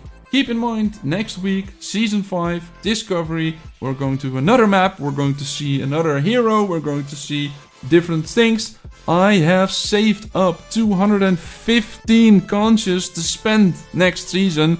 So I'm going to be doing that, of course. I might not be doing that all at once. Because, you know, of the hourglass. Oh no, the soul. I'm getting a 10% discount, you know, I'm Dutch, I'm cheap. I'm gonna be making use of that discount, because that would be 20 more conches if I do that, right? A 10% discount would be 20 more conches if I do that over a period of 3 weeks. So yeah, I'll just screenshot them and let you guys know. Is the guarantee to win? It is a guarantee. It's been grayed out, and then you can't get it again. But a level 40 ship cannot win a battle pass that has one. Oh yeah, it's guaranteed because it grays out. Yeah, okay, yeah. It doesn't do that for the knife bounty, of course, but it did that for the ship skin. Well, I hope it helps you, the ship skin, and I hope it was worth it. I don't think $1,000 is ever worth anything. Even these stats for these ships, I don't think it is. But yeah, I will see you all next week. I will be here next time. Leave a follow, leave a sub if you want to get notified the next time I go live, which will be next week, 1 PM UTC on Friday. That's the weekly stream. Drop your ship stats in the or setups in the Discord. I will be able to look at them next week if I have time, because, you know, Season 5 Discovery, it's gonna be epic, guys. So yeah, I will see you all next time, and thank you all for being here, thank you all for joining, thank you all for chatting and being a part. Thank you very much for your guides. No problem, Elias. That is what I'm here for, that is what I am enjoying. And that is what I'm liking about having this community. I don't think I would have been playing this game anymore if the community wasn't this amazing. So that is the main reason I'm playing the game and I'm enjoying this much. That is you guys. So I will see you all next time, and thank you all for being here, and see you next week, and I wish you all a happy sailing.